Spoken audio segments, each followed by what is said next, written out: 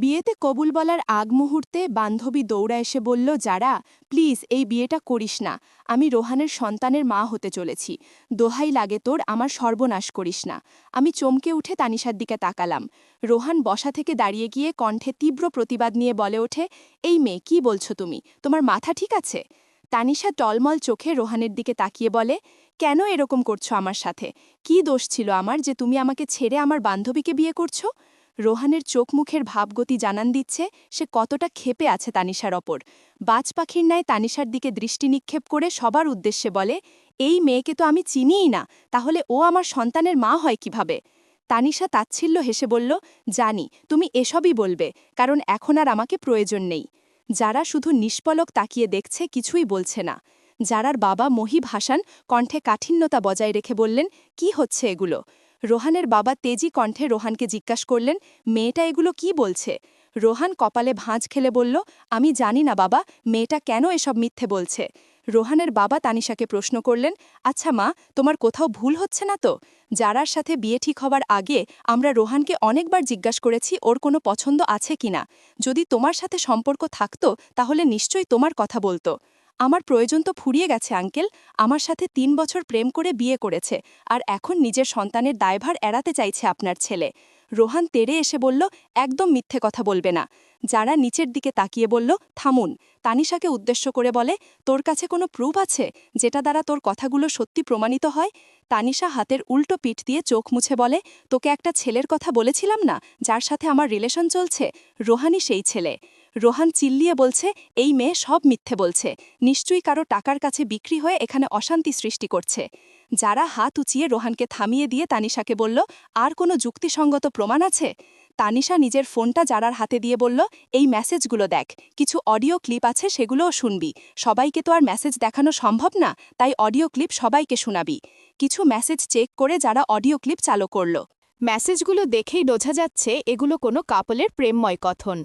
ওদের কথোপকথন শুনে রোহানের বাবা মাথা নুইয়ে বললেন, ছি, তোর মতো ছেলে আমার ঘরে জন্ম নিয়েছে, আমার শত্রুর ঘরে যেন আল্লাহ এরকম সন্তান না দেয়।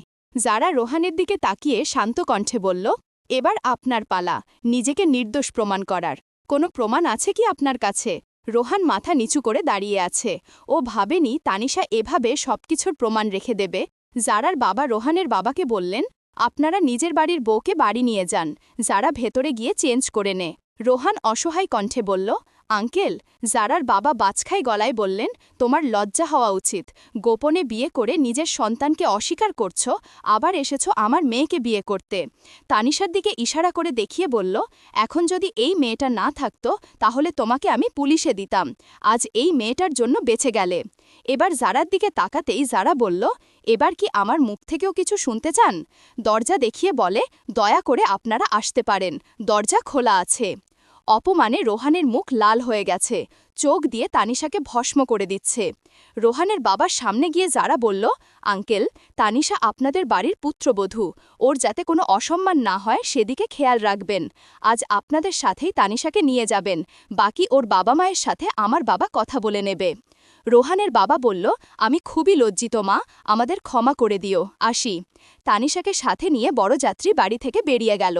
যারা নিজের ঘরে গিয়ে দরজা আটকে দিতেই সবাই চমকে ওঠে। ওর বাবা মা আত্মীয়রা দৌড়ে দরজার সামনে গিয়ে যারা নাম ধরে জোরে জোরে ডাকছে। যারা লম্বা একটা শ্বাস ফেলে বলল, আমি ঠিক আছি, চিন্তা করো না, শুধু কিছুক্ষণ একা থাকতে চাইছি। জারার বাবা সবাইকে নিয়ে দরজার সামনে থেকে চলে গেলেন। কিছুক্ষণের জন্য মেয়েটাকে একা ছেড়ে দেওয়া উচিত। বিয়ের সাজ পাল্টে বাসার একটা নর্মাল জামা পরে খাটের ওপর এসে বসে যারা। আজকে বিয়ে করে শ্বশুর বাড়িতে পা রাখার কথা ছিল, অথচ এখন বিয়ের শয্যাহীন অবস্থায় নিজের ঘরে বসে আছে। বিয়ে ভেঙে যাওয়া প্রতিটা মেয়ের কাছেই কষ্ট আর অপমানের। যারা ঢাকায় খালার বাসায় থেকে পড়াশোনা করত, বাবার ফোন পেয়ে গ্রামে আসে। এখানে এসে নিজের বিয়ের তোড়জোড় দেখে অবাক হয়ে যায় যারা। বাবা বোঝালেন, ছেলেরা পুরো পরিবার শিক্ষিত। তোর যেটুকু পড়া বাকি আছে বিয়ের পর তুই পড়তে পারবি, চাকরি করতে চাইলেও ওনারা বাধা দেবে না। ছেলের ছবি দেখে যারা ও আর অমত করেনি, ছেলে পছন্দের, শিক্ষিত, ভালো চাকরি করে। কিন্তু আজ এত বড় সত্যের সম্মুখীন হতে হবে যারা ভাবেনি। একটা মানুষ কিভাবে এতটা প্রতারণা করতে পারে ভেবে যারার চোখ থেকে দুফোঁটা জল গড়িয়ে পড়ে। হাত দিয়ে ভালো করে চোখ মুছে লম্বা একটা ঘুম দেয়। এসব নিয়ে আর ভাবব না, এখন থেকে নিজের ক্যারিয়ারের দিকে ফোকাস করব। ঘুম থেকে ওঠার পর আমার মাথায় শুধু নিজেকে নিয়ে চিন্তা থাকবে বলেই চোখ বন্ধ করে নেয় যারা। রাত ৯টায় ঘুম থেকে উঠে ফ্রেশ হয়ে বারান্দায় গিয়ে কিছুক্ষণ দাঁড়িয়ে থেকে ঘরে চলে আসে যারা। বেশ লম্বা ঘুম হয়েছে, এখন অনেকটা ভালো লাগছে। এখন আর অন্য কিছু নিয়ে ভেবে মন খারাপ করতে চায় না, তাই নিচে চলে গেল। রান্নাঘরে উঁকি দিয়ে দিয়ে দেখল ওর মা আর চাচি মিলে খাবার গরম করছে। সবার রাতের খাবার সময় হয়ে গেছে। যারা একটা চেয়ার টেনে বসে পড়ে। আস্তে আস্তে সবাই রাতের খাবার খেতে নিচে নেমে আসে। ডাইনিং টেবিল একেবারে স্তব্ধ, যেন এখানে কোনো মানুষজন নেই। যারা ভ্রু কুচকে বলল, কি ব্যাপার, সবাই এরকম চুপ মেরে আছো কেন? যারার ছোট চাটা বলল, না মানে বাড়িতে আজ যা গেল এতে কারোর মনই ভালো নেই, বিশেষ করে তোর মনটা তো আরও খারাপ হওয়ার কথা। যারা হেসে দিয়ে বলল, আমার কোনো মনটন খারাপ না, আর যা হয়েছে ভালো হয়েছে, কেউ মন খারাপ করে না থেকে আগের মতো বাড়িটাকে মাতিয়ে রাখো। যদি আজ তানিশা সাহস করে সব কিছু না বলতো তাহলে কি হতো বলো তো? এখন তো সব ঠিক আছে, আমিও আবার ঢাকায় ফিরে যাব। যারার খালাতো ভাই তাসিন বলল, তুই কি কালকে আমাদের সাথে ফিরে যাবি? যারা খাবারটা মুখে দিয়ে বলল, না, 2 দিন সবার সাথে থাকব, তারপর ঢাকায় ফিরব। তাসিন বলল, তোর জন্য একটা পার্ট টাইম জব পেয়েছি, এখন তুই যদি জবটা করতে চাস তাহলে আমি কোম্পানির লোকেদের সাথে কথা বলতে পারি। যারার বাবা চোখ গরম করে বললেন, তুই কিসের জব করবি? আমরা কি তোকে টাকা দেই না? আমি কি বলেছি নাকি তোমরা আমাকে টাকা পাঠাও না? ভার্সিটির শেষে সময়টুকু জব করলে কাজের অভিজ্ঞতা বাড়বে। তাছাড়া আমার জন্য যদি বেশি প্রেশার হয়ে যায় তখন আর আমি জবটা করব না। তাসিন বলল, জি খালু, যারা ঠিক কথাই বলছে, কাজ করলে আরও অভিজ্ঞতা বাড়বে। যারার বাবা বললেন, আচ্ছা ঠিক আছে, যেটাতে তুমি ভালো মনে করো সেটাই করবে, কোনো সমস্যা হলে বাবাকে কল করবে। বিকালে ছাদে বসে কাজিনদের সাথে বসে আড্ডা দিচ্ছে যারা। তাসিন ওর মাকে নিয়ে সকালেই ঢাকার উদ্দেশ্যে রওনা দিয়েছে। সবাই ঠিক করেছে কানামাছি খেলবে, কিন্তু কেউই চোখ বাঁধতে রাজি হচ্ছে না। শেষে যারা নিজেই রাজি হলো। ওর কাজিন ওর চোখ বেঁধে একটু ঘুরিয়ে দাঁড় করায়। যারা সবাইকে খুঁজতে খুঁজতে ছাদের কিনারায় চলে আসে। এক পা বাড়িয়ে ছাদের বাইরে রাখবে, কেউ ওর হাত ধরে টেনে নিয়ে আসে। চোখের কাপড় সরিয়ে সামনে তাকাতেই ওর মায়ের অগ্নিমূর্তি দুখানা চোখ যারার নজরে পড়ে। উনি বাজখাই গলায় বললেন, এত বড় মেয়ে হয়েছিস, এখনও জ্ঞান বুদ্ধি নেই, মনে হচ্ছে দিন দিন ছোট হচ্ছিস। এরা না হয় ছোট, তুই তো সবার বড়, তাহলে কিভাবে ছাদে সবাইকে নিয়ে কানামাছি খেলতে এসেছিস? তুই তো জানিস আমাদের ছাদের রেলিং নেই, এখনই তো এখান থেকে পড়ে যেতি। মা, আমি চুপ, নিচে চল, এই সবগুলো নিচে আয় জলদি। এত বড় মেয়ের কিনা জ্ঞান বুদ্ধি কিছুই নেই। আজই ওই বুড়োকে এক ধোলাই দেব, ছাদে রেলিং দেয়নি কেন? আপন মনে বিড়বিড় করতে করতে জারার মা শায়লার নিচে চলে গেলেন। যারার ঢাকা যাওয়ার সময় হয়ে গেছে, বাড়িতে 2 দিন থাকার কথা বলে 5 দিন থেকেছে। ওদিকে যারার খালা আর তাসিন ঢাকা থেকে ফোনের ওপর ফোন দিয়ে যাচ্ছেন। ঢাকায় ফিরতে হবে বলে সকালে নামাজ পড়ে ব্যাগে নিজের মোবাইল সহ প্রয়োজনীয় জিনিসপত্র গুছিয়ে নিয়েছে। 7টার দিকে গাড়িতে উঠতে হবে। সকালে মা, চাচা, চাচি, কাজিন সবার কাছ থেকে বিদায় নিয়ে যারা বাবার সাথে বেরিয়েছে। বাসস্ট্যান্ডে গিয়ে 10 মিনিট অপেক্ষা করার পর গাড়ি এসে যায়। যারার বাবা মেয়েকে সিটে বসিয়ে বিদায় জানালেন। বাস ছাড়া অবধি দাঁড়িয়ে রইলেন। যারা ইশারায় বাবাকে বলছে চলে যেতে, এটা প্রথমবার নয়, প্রতিবারই উনি এরকম করেন। যারা তখন নিজেকে সামলে রাখে, ও যদি এই দৃশ্য দেখে কেঁদে ফেলে ওর বাবা কি করবেন? বাস ছেড়ে দিয়েছে।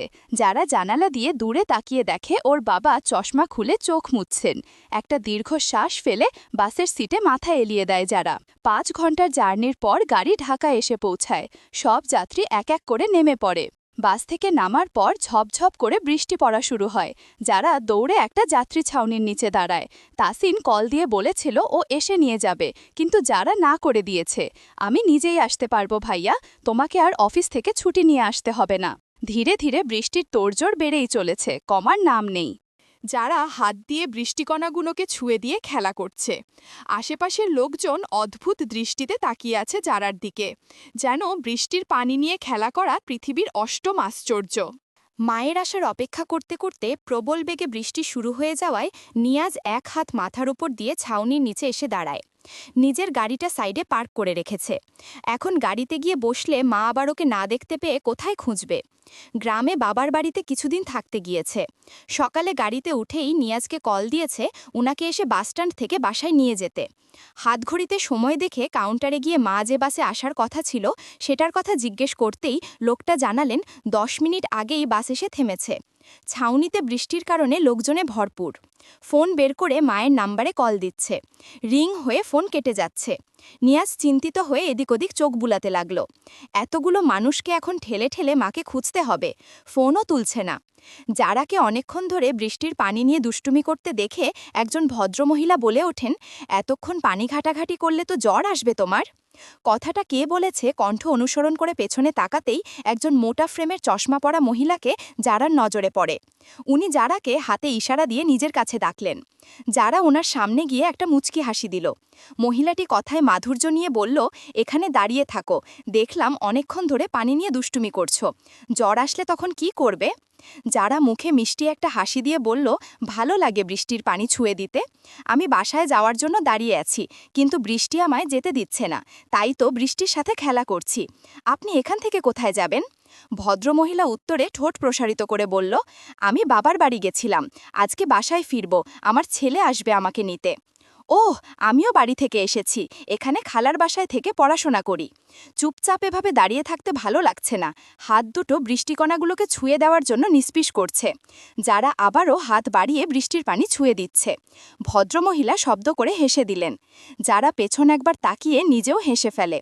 নিয়াজ এতক্ষণ মাকে খুঁজতে খুঁজতে অবশেষে মায়ের দেখা পেল। এক কোণে একটা টুলে বসে আছেন।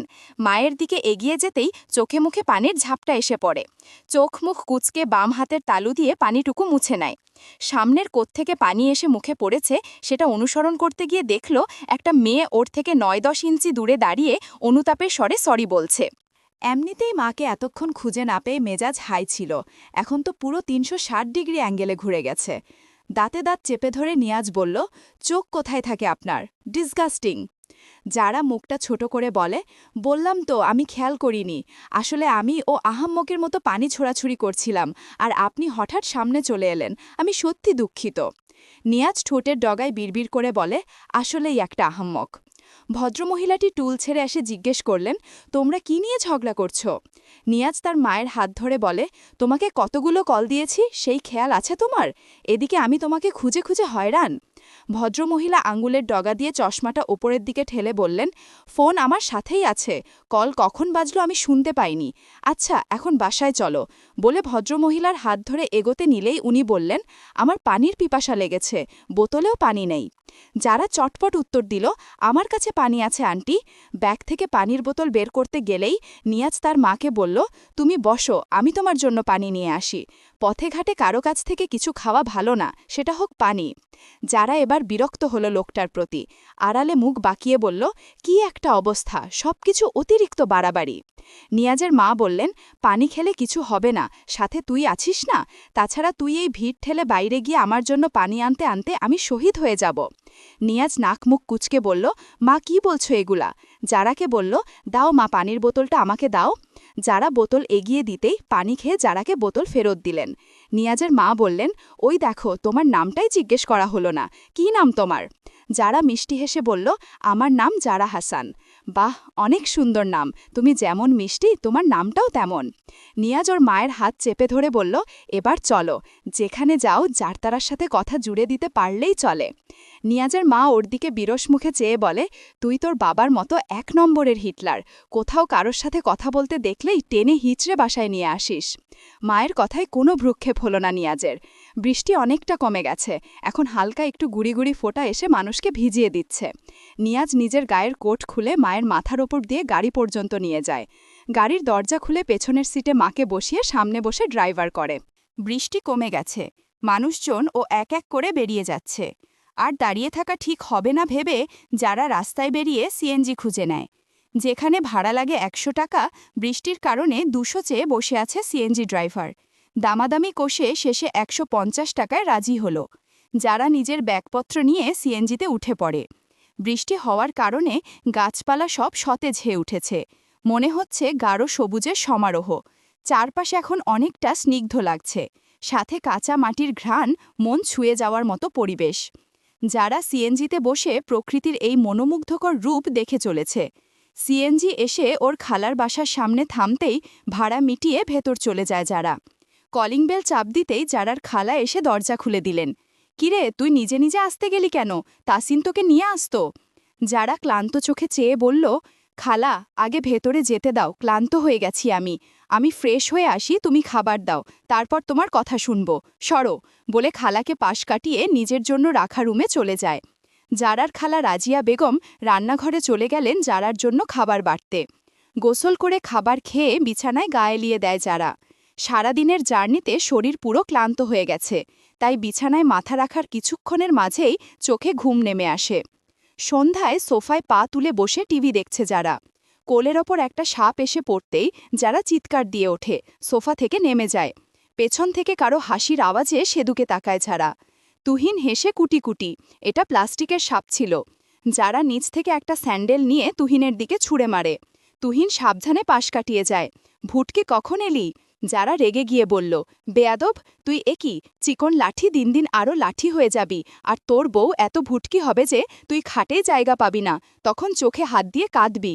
তুহিন সোফায় আরাম করে বসে ভাব নিয়ে বলল, জানিস, এবারে সাজেক গিয়ে আরও দুটো মেয়েকে পটিয়ে এসেছি।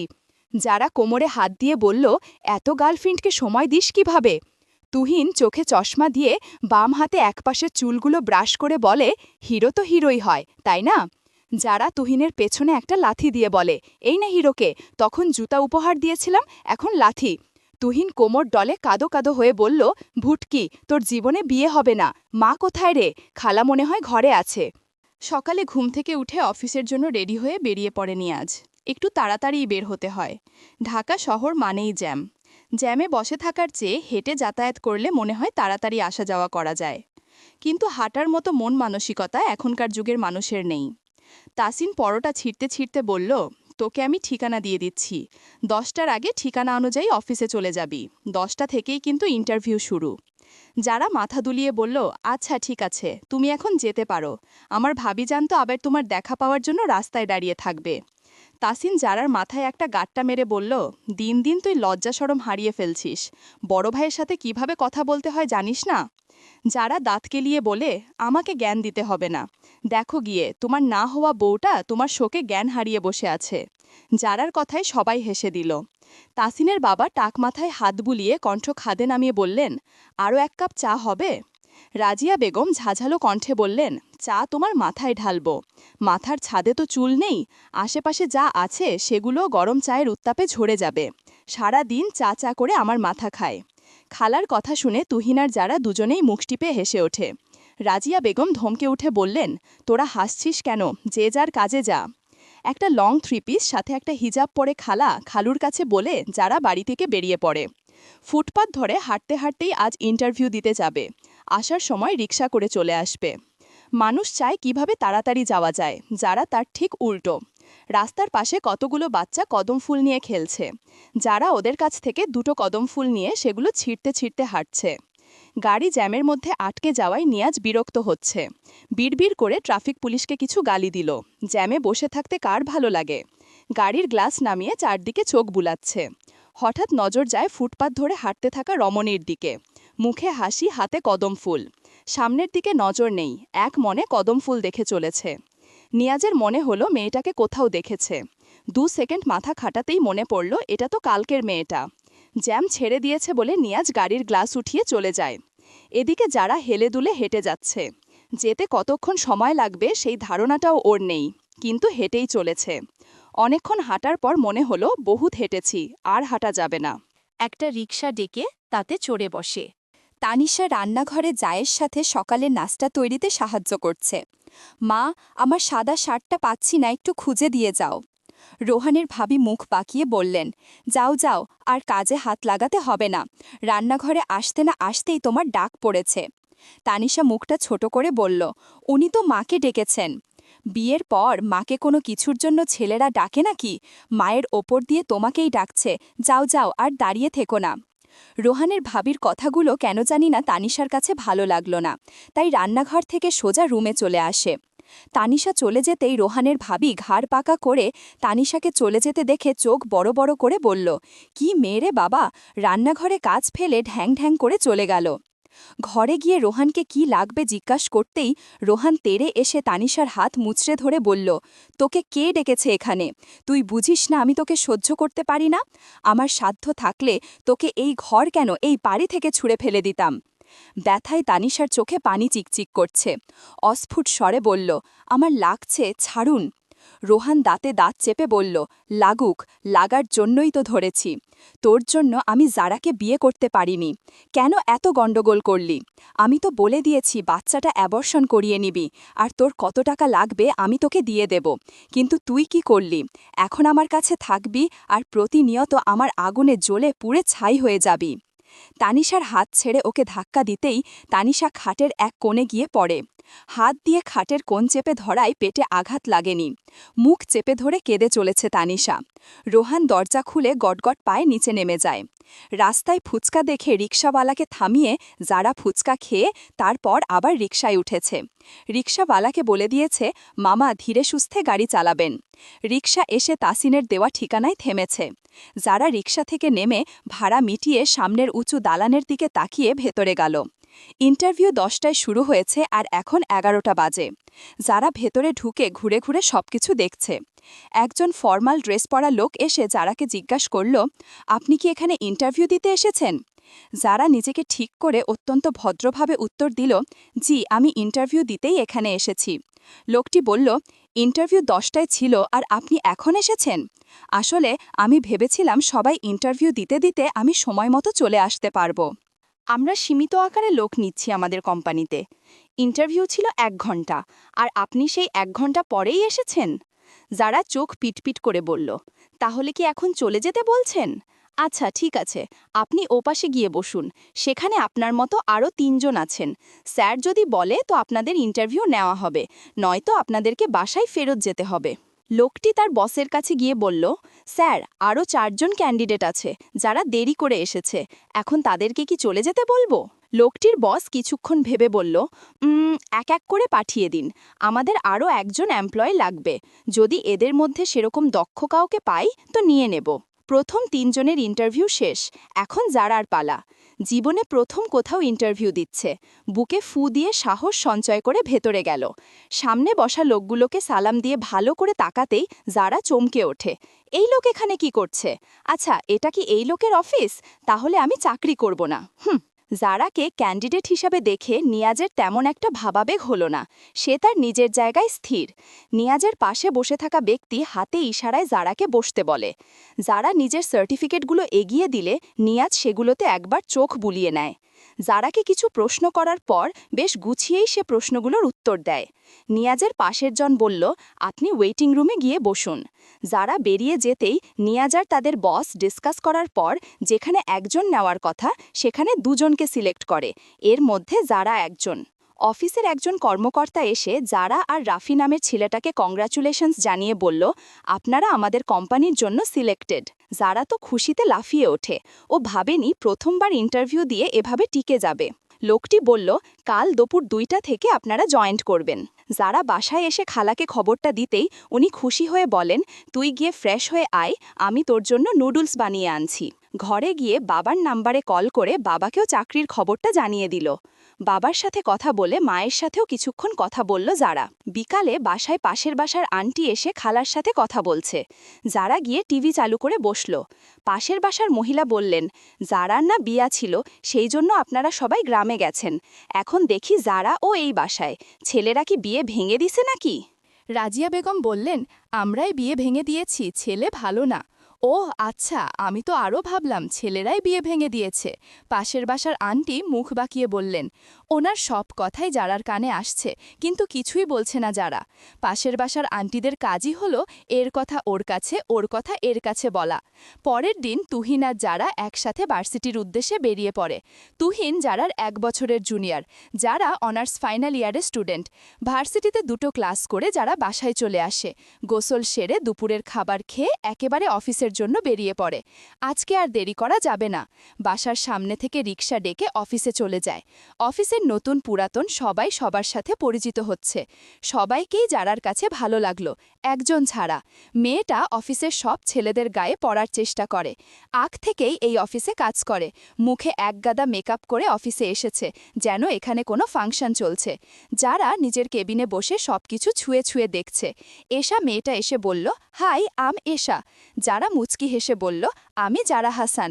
ওয়াও, তোমার ওড়নাটা জোস, কোথা থেকে কিনেছ? এটা আমার বাবা কিনেছে।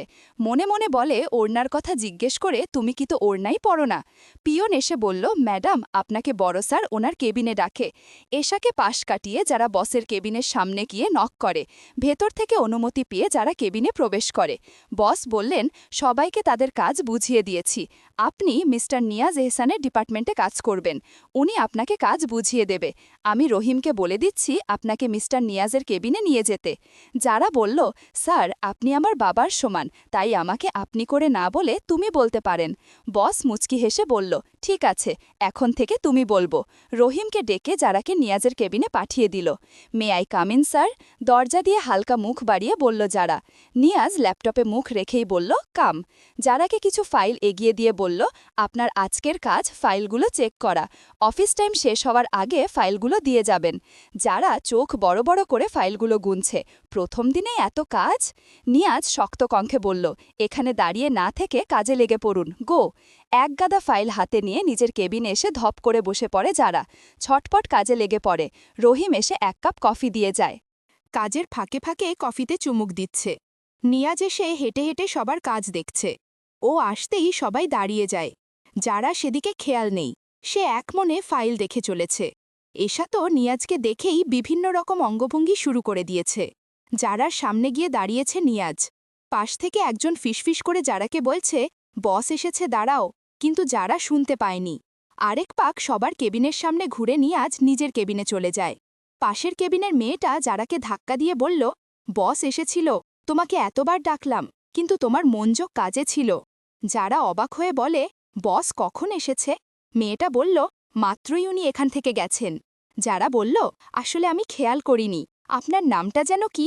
মেয়েটা হেসে দিয়ে বলল, ভুলে গেলে? আমার নাম রিহা। আমি তোমাকে তুমি করে বলছি, আর তুমি আপনি করে বলছো। যারা হেসে বলল, আচ্ছা, তুমি করে বলবো। এখন একটু কাজ করি, অনেকগুলো ফাইল চেক করতে হবে। রিহা বলল, হ্যাঁ, আমারও কাজ আছে। অফিস শেষ হয়েছে সন্ধ্যা 7টায়। সবাই বেরিয়ে পড়েছে। যারা ফাইলগুলো নিয়াজের কাছে জমা দিয়ে অফিস থেকে বের হয়। বাইরে রিকশার জন্য দাঁড়িয়ে আছে, কিন্তু কোনো রিকশার হদিশ পাচ্ছে না। নিয়াজ বাসায় যাবার পথে যারাকে দাঁড়িয়ে থাকতে দেখে মাথা বের করে বলল, বাসায় না গিয়ে এভাবে দাঁড়িয়ে আছেন কেন? যারা একবার নিয়াজের দিকে তাকিয়ে বলল, রিকশা পাচ্ছি না। নিয়াজ একবার এদিক ওদিক তাকিয়ে বলল, ড্রপ করে দিচ্ছি, আসুন। যারা সৌজন্যের হাসি দিয়ে বলল, আমি চলে যেতে পারব। নিয়াজ আর কথা না বাড়িয়ে গাড়ি স্টার্ট দিয়ে চলে গেল। যারা বলল, কি লোক রে বাবা, একবার বলেছি আমি যেতে পারবো, আর ওই লোক দ্বিতীয়বার গাড়িতে ওঠার কথা বলল না। আরও কিছুক্ষণ দাঁড়ানোর পর একটা রিকশা পেয়ে যারা বাসায় চলে আসে। এবার অন্তত বিয়েটা করে আমাদেরকে নাতি নাতনির মুখ দেখা। খাবার চিবোতে চিবোতে নিয়াজ বলল, এখনও অনেক সময় পড়ে আছে। নিয়াজের বাবা বেশ শক্ত কণ্ঠেই বললেন, সময়টা আর কোথায় রইল? বয়স তো আর কম হলো না, 30 ছাপিয়ে যাচ্ছে, বুড়ো হয়ে যাচ্ছ। নিয়াজের মা মাংসের বাটি ধপ করে টেবিলের ওপর রেখে থমথমে মুখে বললেন, আমরা মরলেই তোমার ছেলে বিয়ে করবে। নিয়াজ খাওয়া থামিয়ে দিয়ে বলল, বিয়ে করলেই তোমরা খুশি? নিয়াজের মা খুশিতে গদগদ হয়ে বললেন, তুই বিয়ে করবে বাবা? নিয়াজ গম্ভীর মুখে জবাব দিল, তোমাদের বৌমা দরকার, বিয়ে করে তোমাদের বৌমা এনে দেব। এর থেকে বেশি কিছু আমার কাছে আশা করো না। তারপরেও মরার কথা মুখে নিবে না। মিসেস রেনু হেসে মনে মনে বললেন, আগে বিয়ে যা করো বাবাজান, বাকিটা তোমাকে দিয়ে বৌমাই করিয়ে নেবে। খাবার শেষ করে নিয়াজ নিজের ঘরে যেতেই নিয়াজের বাবা ওর যাওয়ার দিকে তাকিয়ে দীর্ঘশ্বাস ফেলে বললেন, যাক, অবশেষে ছেলে বিয়ে করতে রাজি হয়েছে। নিয়াজ ফোনের স্ক্রিনে একটা ছবির দিকে অপলক চেয়ে আছে। এই ছবির মেয়েটার মাঝেই নিয়াজ নিজের মন হারিয়ে বসে আছে। কোনো এক বৃষ্টিভেজা দিনে নিজের প্রেয়সীকে দেখে মুগ্ধ হয়েছিল নিয়াজ। ফাঁকা রাস্তায় ছাতা বন্ধ করে ভিজতে ভিজতে বাড়ি ফেরার দৃশ্য এখনও নিয়াজের চোখে ভাসছে। সেদিনের পর কতবার যে লুকিয়ে লুকিয়ে সেই রমণীকে দেখেছে নিয়াজ, তার ইয়াত্তা পাত্তা নেই। দুদিন সেই রমণীকে না দেখতে পেয়ে নিয়াজের যেন পাগল প্রায় অবস্থা। পরে খোঁজ নিয়ে জানতে পারে মেয়েটির বিয়ে হয়ে গেছে। খবরটা শুনে নিয়াজের পুরো পৃথিবী থমকে গিয়েছিল সেদিন। প্রথম যেদিন নিয়াজ তার প্রেয়সীকে দেখেছিল সেদিনই লুকিয়ে তার একখানা ছবি নিজের ফোনের ক্যামেরায় বন্দি করে নেয়। সেই থেকে প্রতি রাতে এই ছবিটি দেখেই চোখের তৃষ্ণা মেটায়। মানুষটা তার না হোক, কিন্তু তার জন্য বরাদ্দকৃত ভালোবাসাটা তো মিথ্যে নয়। ঘুম না আসা পর্যন্ত নিয়াজ ছবিটার দিকেই তাকিয়ে থাকবে। এটা নিত্যদিনকার রুটিন হয়ে গেছে। যেন ছবির এই মেয়েটিকে একদিন না দেখলে ঘোরতর অন্যায় হয়ে যাবে নিজের সাথে। বাবা মায়ের পছন্দ মতো বিয়ে করবে ঠিক, কিন্তু মনের সবটা জুড়ে এই মেয়েটার বিচরণ থাকবে। মনের কোণ জুড়ে এই মেয়েটার পদচারণা চলতে থাকে প্রতিনিয়ত। মেয়েটাকে যখন সশরীরে নিজের আশেপাশে দেখে তখন ইচ্ছে করে শক্ত করে জড়িয়ে ধরে রেখে বলতে ভালোবাসি, কিন্তু একটাই সংশয়, সেটা হলো মানুষটা এখন অন্য কারোর। তাকে ছুঁয়ে যাওয়ার অধিকার নিয়াজের নেই।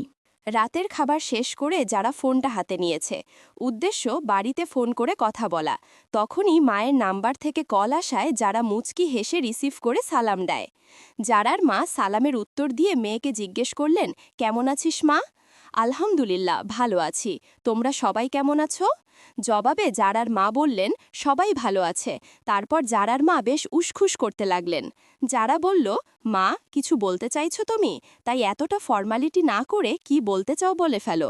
এবার যারার মা থেমে যাওয়া কণ্ঠে বললেন, আসলে কায়ার জন্য বিয়ের প্রস্তাব এসেছে।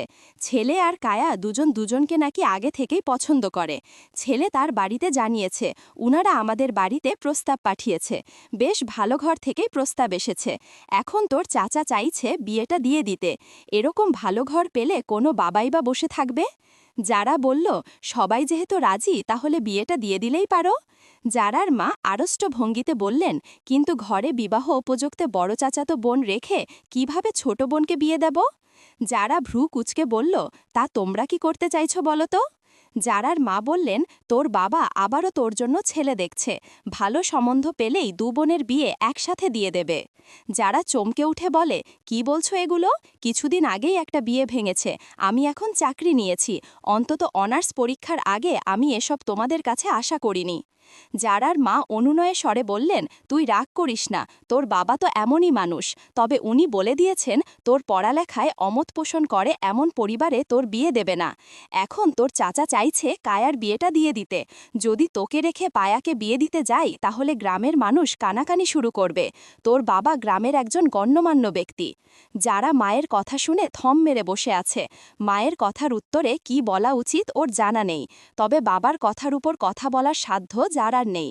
ছোটবেলা থেকেই এক মনে বাবার সব কথা শুনে এসেছে। মোহিত হাসানও কখনো মেয়ের কোনো ইচ্ছা অপূর্ণ রাখেননি।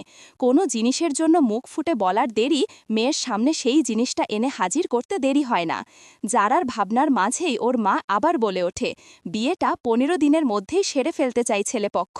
যারার এখন কথা বলতে ভালো লাগছে না, তাই মাকে বলল, তোমার সাথে পরে কথা বলবো, আমার এখন ঘুম পাচ্ছে। ফোনটা টেবিলের উপর রেখে যারা রান্নাঘরে গেল চা বানাতে। কড়া করে 1 কাপ চা বানিয়ে বারান্দায় একটা টুল টেনে বসল। পাশের বারান্দা থেকে ফিসফিসানির আওয়াজ শুনে যারা তাড়াতাড়ি চা শেষ করে রুমে চলে আসে। গিয়েছিল চা নিয়ে একটু একা একা বারান্দা বিলাস করবে, কিন্তু এখন মনে হচ্ছে তাসিন সারা রাত ধরে আজ বারান্দায় নিজের প্রেম চালিয়ে যাবে। গার্লফ্রেন্ডের পড়ার চক্করে প্রতিদিন ঠিক করে কথা বলতে পারে না বেচারা। সপ্তাহে একদিন রাতের অর্ধেক সময় ধরে দুজনে কথা বলে। আর তাসিনের কথা বলার ঐতিহাসিক জায়গাটা হলো বারান্দা। তাসিন তার গার্লফ্রেন্ড রাহিকে বলছে, আচ্ছা যারার চাকরির খবরটা তোমাকে কে দিল? রাহি বলল, আসলে ভাইয়া এসে যারার কথা বলল ও চাকরি করবে কিনা ওর বন্ধুর অফিসে নতুন লোক নিয়োগ দিচ্ছে। ভাইয়া বারবার যারার কথা বলায় আমি তোমাকে বলেছিলাম যারার জন্য চাকরি পেয়েছি। তাসিন ভাবুক হয়ে বলল, তোমার ভাই হঠাৎ যারার চাকরির জন্য উঠে পড়ে লেগেছে কেন? রাহি বিরক্ত হয়ে বলল, উফ, সেটা তুমি ভাইয়াকে গিয়ে জিজ্ঞেস করো না। এখন কথা বলার সময় পাচ্ছ, ঠিক করে কথা বলছো না, পরে পুরো সপ্তাহ ঘ্যান ঘ্যান করবা, আমি তোমাকে সময় দিই না। তাসিন বলল, আচ্ছা আচ্ছা ঠিক আছে, যারার কথা বাদ দিলাম। সকালে যারা ঘুম থেকে উঠে নামাজ পড়ে 3 কাপ চা বানিয়ে 1 কাপ খালুকে দিয়ে আরেক কাপ খালার ঘরে দিয়ে আসলো। 1 কাপ নিজের জন্য রাখলো। যারার খালু সকালে মসজিদ থেকে এসেই সোফায় বসে থাকেন চায়ের জন্য। নাস্তা খাওয়ার আগ অবধি কয়েক কাপ চা ওনার খাওয়া হয়ে যায়। এত চা খায় বলে রাজিয়া বেগম কথা শোনাতে ছাড়েন না, তাই যারাকে দেখলে চুপি চুপি যারার কাছে চা চায়। চাটা শেষ করে হাতের কাপটা ধুয়ে সকালের নাস্তা বানানোতে হাত লাগায় যারা। মাঝে মাঝেই যারা সকালের নাস্তা অনেক সময় দুপুরের রান্নাটাও করে ফেলে। রাজিয়া বেগম না করলেও যারা শোনে না। নাস্তা বানানো শেষ করে যারা গোসল করে নেয়। চুলার গরমে একেবারে ঘেমে গেছে। সবার নাস্তা খাওয়া প্রায় অর্ধেক শেষ। যারা এসে নিজের প্লেটে একটা পরোটা আর ভাজি নিয়ে খাওয়া শুরু করল। তাসিন আজ এখনও নিচে আসেনি। কচ্ছপের মতো ধীরে ধীরে আজকে নিচে নামবে। যেদিন রাতে কথা বলে তার পরের দিন ঘুমের কারণে উঠতে কষ্ট হয়, তখন আস্তে আস্তে ঢুলতে ঢুলতে নিচে নামবে। অফিসে গিয়েও বসের কাছে ঝাড়ি খাবে। ভার্সিটি থেকে বাসায় ফিরে যারা কিছুক্ষণ শুয়েছিল, কখন যে চোখটা লেগে গেছে বুঝতেই পারেনি। ঘুম ভাঙে রাজিয়া বেগমের ডাকে। ফোন হাতরে সময় দেখে 1:20 বাজে। তড়িঘড়ি করে ফ্রেশ হয়ে নামাজটা পড়েই অফিসের জন্য বেরিয়ে পড়ে। দুপুরের খাবার খেতে গেলে অনেক দেরি হয়ে যাবে। বাসার সামনে থেকে একটা রিকশা নিয়ে অফিসে চলে আসে। Already 5 minute late. তাড়াহুড়ো করে অফিসে ঢুকতেই কিছুর সাথে ধাক্কা লেগে পড়ে যেতে নেয়। চোখ মুখ খিচে সামনে যা পায় সেটাই আঁকড়ে ধরে পড়া থেকে বাঁচার জন্য। অকস্মাৎ সামনের ব্যক্তির শার্ট চেপে ধরায় সে টাল সামলাতে না পেরে যারার কোমর শক্ত করে ধরে দাঁড়ায়। কোমরে কারো হাতের স্পর্শ পেয়ে চোখ মেলে তাকায় যারা। নিয়াজকে সামনে দেখে ওর শার্ট ছেড়ে দিয়ে সিটকে দূরে সরে যায়। অস্বস্তিতে মাথা নিচু করে নেয় যারা। নিয়াজ কপট রাগ দেখিয়ে বলল, দেখে হাঁটতে পারেন না? এমনিতেও 5 মিনিট লেট করে এসেছেন। যারা মাথা নিচু করে বলল, সরি স্যার। সবাই কাজ ফেলে রেখে সার্কাস দেখছে। নিয়াজ সবাইকে একটা ধমক দিয়ে নিজের কেবিনে চলে যেতেই এশা এসে যারাকে চেপে ধরে বলল, এতগুলো দিন এখানে আছি, নিয়াজ স্যারের পাশে ভেস্তে পারলাম না, আর তুমি কি না আসতেই একেবারে বুকের কাছে চলে গেলে। এই তোমার ট্রিক্সটা আমাকেও একটু শিখিয়ে দিও। যারা বিরক্ত হয়ে বলে, ট্রিক্স মানে? আপনি দেখলেন আমি পড়ে যাচ্ছিলাম। এশা বলল, হ্যাঁ সেটাই তো বলছি, এরকম পড়ে যাওয়ার ট্রিক্স আমাদেরও শেখালেও পারো। যারা আর কথা না বাড়িয়ে নিজের কেবিনে এসে বসে কাজে মন দেয়। আজকে আর নিয়াজের কাজে মন বসবে না। নিজের কেবিনের সাথে সংযুক্ত বারান্দায় গিয়ে দাঁড়ায়। যারার স্পর্শ পেয়ে কেমন যেন মনটা বিষিয়ে উঠেছে। কি হতো যদি যারার বিয়েটা না হতো? দিনটা শুক্রবার, তাই সবাই আজ বাড়িতে আছে। বিকালে ড্রয়িং রুমে সোফায় বসে তুহিন আর যারা ঝগড়া করছে টিভির রিমোট নিয়ে। ওদের ঝগড়া দেখলে মনে হবে দুজনই পিঠাপিঠি ভাই বোন। রাজিয়া বেগম রান্নাঘরে পাকোড়া বানাচ্ছেন সবার জন্য। তাসিনের বাবা 1 কাপ চায়ের আশায় টাক মাথায় হাত দিয়ে রান্নাঘরের দিকে চেয়ে আছেন। এই বুঝি রাজিয়া বেগম খুন্তি হাতে নিয়ে ওনার ওপর হামলে পড়বেন। কলিং বেলের শব্দে তাসিন উঠে গেল দরজা খুলতে। যারা বা তুহিন দুজনের একজনও এখন দরজা খুলবে না। ওরা মারামারি নিয়ে ব্যস্ত, একজন আরেকজনের চুল ধরে টানছে। দরজা খুলে দিয়ে রাহির ভাইয়ের সাথে একজন যুবক আর দুজন মধ্যবয়স্ক মানুষকে দেখে তাসিন অবাক হয়ে দরজায় দাঁড়িয়ে থাকে। রাহির ভাই রাজ বলল, কি ব্যাপার, দরজা ধরে দাঁড়িয়ে থাকবেন নাকি? বাসার ভেতরেও যেতে দিবেন না? তাসিন দরজা থেকে সরে দাঁড়াতেই রাজ তার সাথে আগত ব্যক্তিদের নিয়ে ভেতরে ঢোকে। রাজিয়া বেগম খুন্তি হাতে নিয়ে রান্নাঘর থেকে বেরিয়ে এলেন কে এসেছে দেখতে। রাজকে দেখে উনি ব্যস্ত হয়ে পড়লেন তাদের আপ্যায়নে। শত হোক ছেলের হবু বউয়ের ভাই বলে কথা। তাসিন গিয়ে যারা আর তুহিনকে থামাতেই যারা মাথায় ওড়না নিয়ে অবাক হয়ে বলল, স্যার আপনারা? আন্টি আমাদের বাসায়? মিসেস রেনু যারাকে দেখে নিজেও অবাক হয়ে যায়। উনি রাজকে দেখিয়ে বলল, ওই তো আমাদেরকে এখানে নিয়ে এসেছে। নিয়াজ জিজ্ঞাসু দৃষ্টিতে রাজের দিকে তাকিয়ে আছে। নিয়াজের জন্য মেয়ে দেখানোর কথা বলে যারার বাসায় কেন নিয়ে এসেছে? মিসেস রেনু যারার মাথায় হাত রেখে বলল, তা মারামারি করছো কেন ভাইয়ের সাথে? যারা লজ্জায় মাথা নিচু করে নেয় আর চোখে একবার তুহিনকে শাসিয়ে নেয়। তুহিন খাংচি কেটে অন্যদিকে মুখ ঘুরিয়ে নেয়। রাজ রাজিয়া বেগমকে থামিয়ে দিয়ে বলল, আন্টি আপনি এত ব্যস্ত হবেন না, আগে আমার কথা শুনুন। রাজিয়া বেগম হাতের খুন্তি রেখে রাজের কথায় মনোযোগ দিল। যারা মিসেস রেনুর সাথে হেসে হেসে কথা বলছে। নিয়াজ সোফায় বসে আর চোখে যারাকে দেখছে। কি স্নিগ্ধ সেই হাসি। রাজিয়া বেগম তাসিনের বাবাকে আলাদা করে রাজ বলল, ওনারা যারাকে দেখতে এসেছেন। নিয়াজের দিকে ইশারায় দেখিয়ে বলল, এটা পাত্র, আমার বন্ধু হয়। বাবা ছেলে দুজনই যারার অফিসের বস। দুঃখিত আন্টি, আপনাদের না জানিয়েই আমি ওনাদেরকে নিয়ে এসেছি। তাসিন কপালে ভাঁজ ফেলে বিজ্ঞদের মতো বলল, যারা কি এখন বিয়ে করতে রাজি হবে? তাছাড়া খালাখালু থেকেও তো তাদের মতামত নিতে হবে। রাজিয়া বেগম তাসিনকে থামিয়ে দিয়ে বললেন, তুই চুপ থাক, তোর খালার সাথে আমার কথা হয়েছে। যারার জন্য ওর বাবা আবারও ছেলে দেখছে। কায়া আর যারা দুজনের একসাথে বিয়ে দিবে। মায়ের ধমকে তাসিন চুপসে গেছে। কথাটা একটু স্বাভাবিকভাবেও বলা যেত, তা না করে হবু শালাবাবুর সামনে ইনসাল্ট করে দিল বেচারাকে। তাসিনের একটুখানি মুখ দেখে রাজের খুব হাসি পাচ্ছে, কিন্তু এখন সিরিয়াস মুহূর্তে হাসাটা বোকামি ছাড়া কিছুই নয়। রাজিয়া বেগম যারাকে ডেকে বললেন গায়ের জামাটা চেঞ্জ করে একটা নতুন জামা পরে আসতে। যারা ভ্রু কুচকে বলল, কিন্তু এই জামায় সমস্যা কোথায় খালা? এটা কি ছেঁড়া? এই জামাটা নামিয়েছি মাসখানেক তো হলো না। রাজিয়া বেগম চোখ পাকিয়ে বললেন, তোকে এত কথা বলতে বলেছি আমি? যেটা বলেছি সেটা কর, গিয়ে এই জামাটা পাল্টে আয়। খালার কথা মতো যারা গেল জামা পাল্টাতে। নেয়াজের বাবা মিসেস রেনুর কানে কি যেন বললেন। মিসেস রেনু কপট রাগ দেখিয়ে বললেন, তোমারই ছেলে, তাই তুমি আগ থেকেই সব জেনে বসে আছো।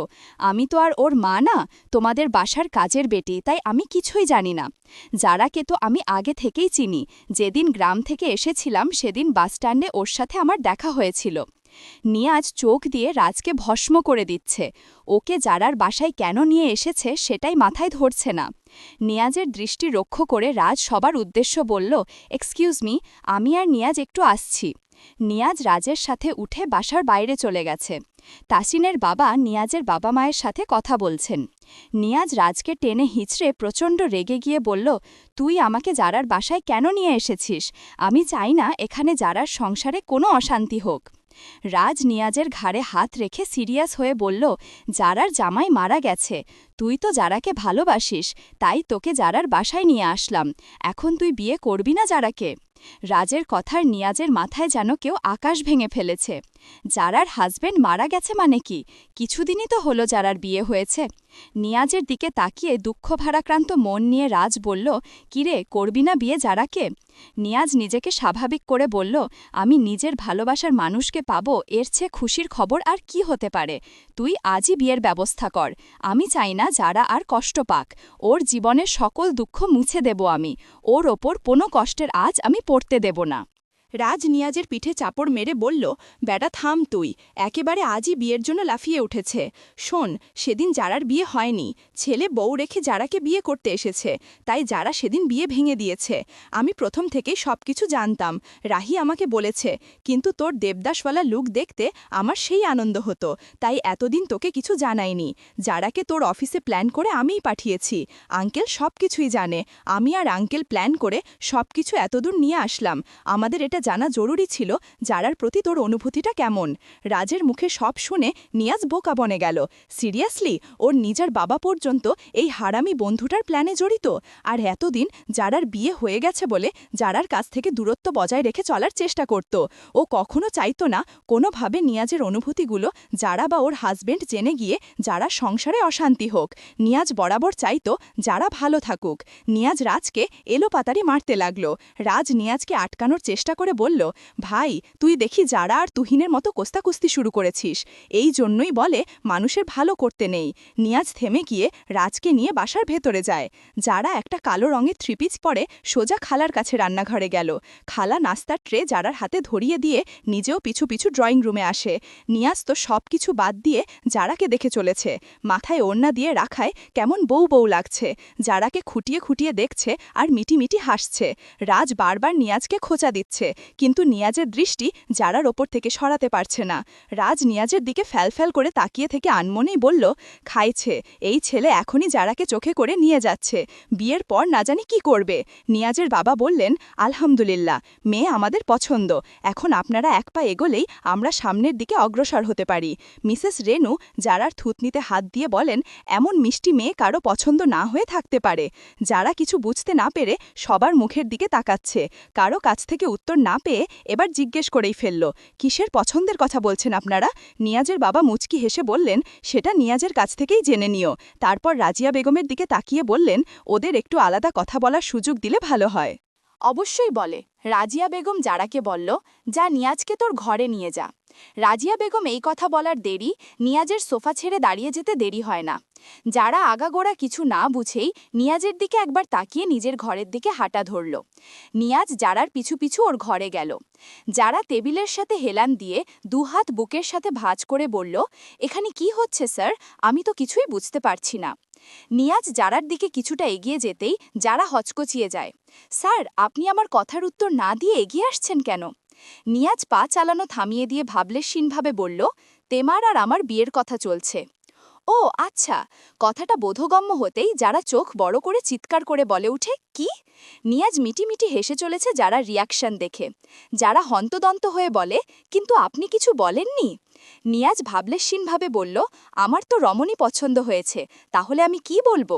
আমার বলা উচিত ছিল আমি এখনই বিয়ে করব। নিয়াজের একের পর এক ব্যবহারে যারা অবাক হচ্ছে।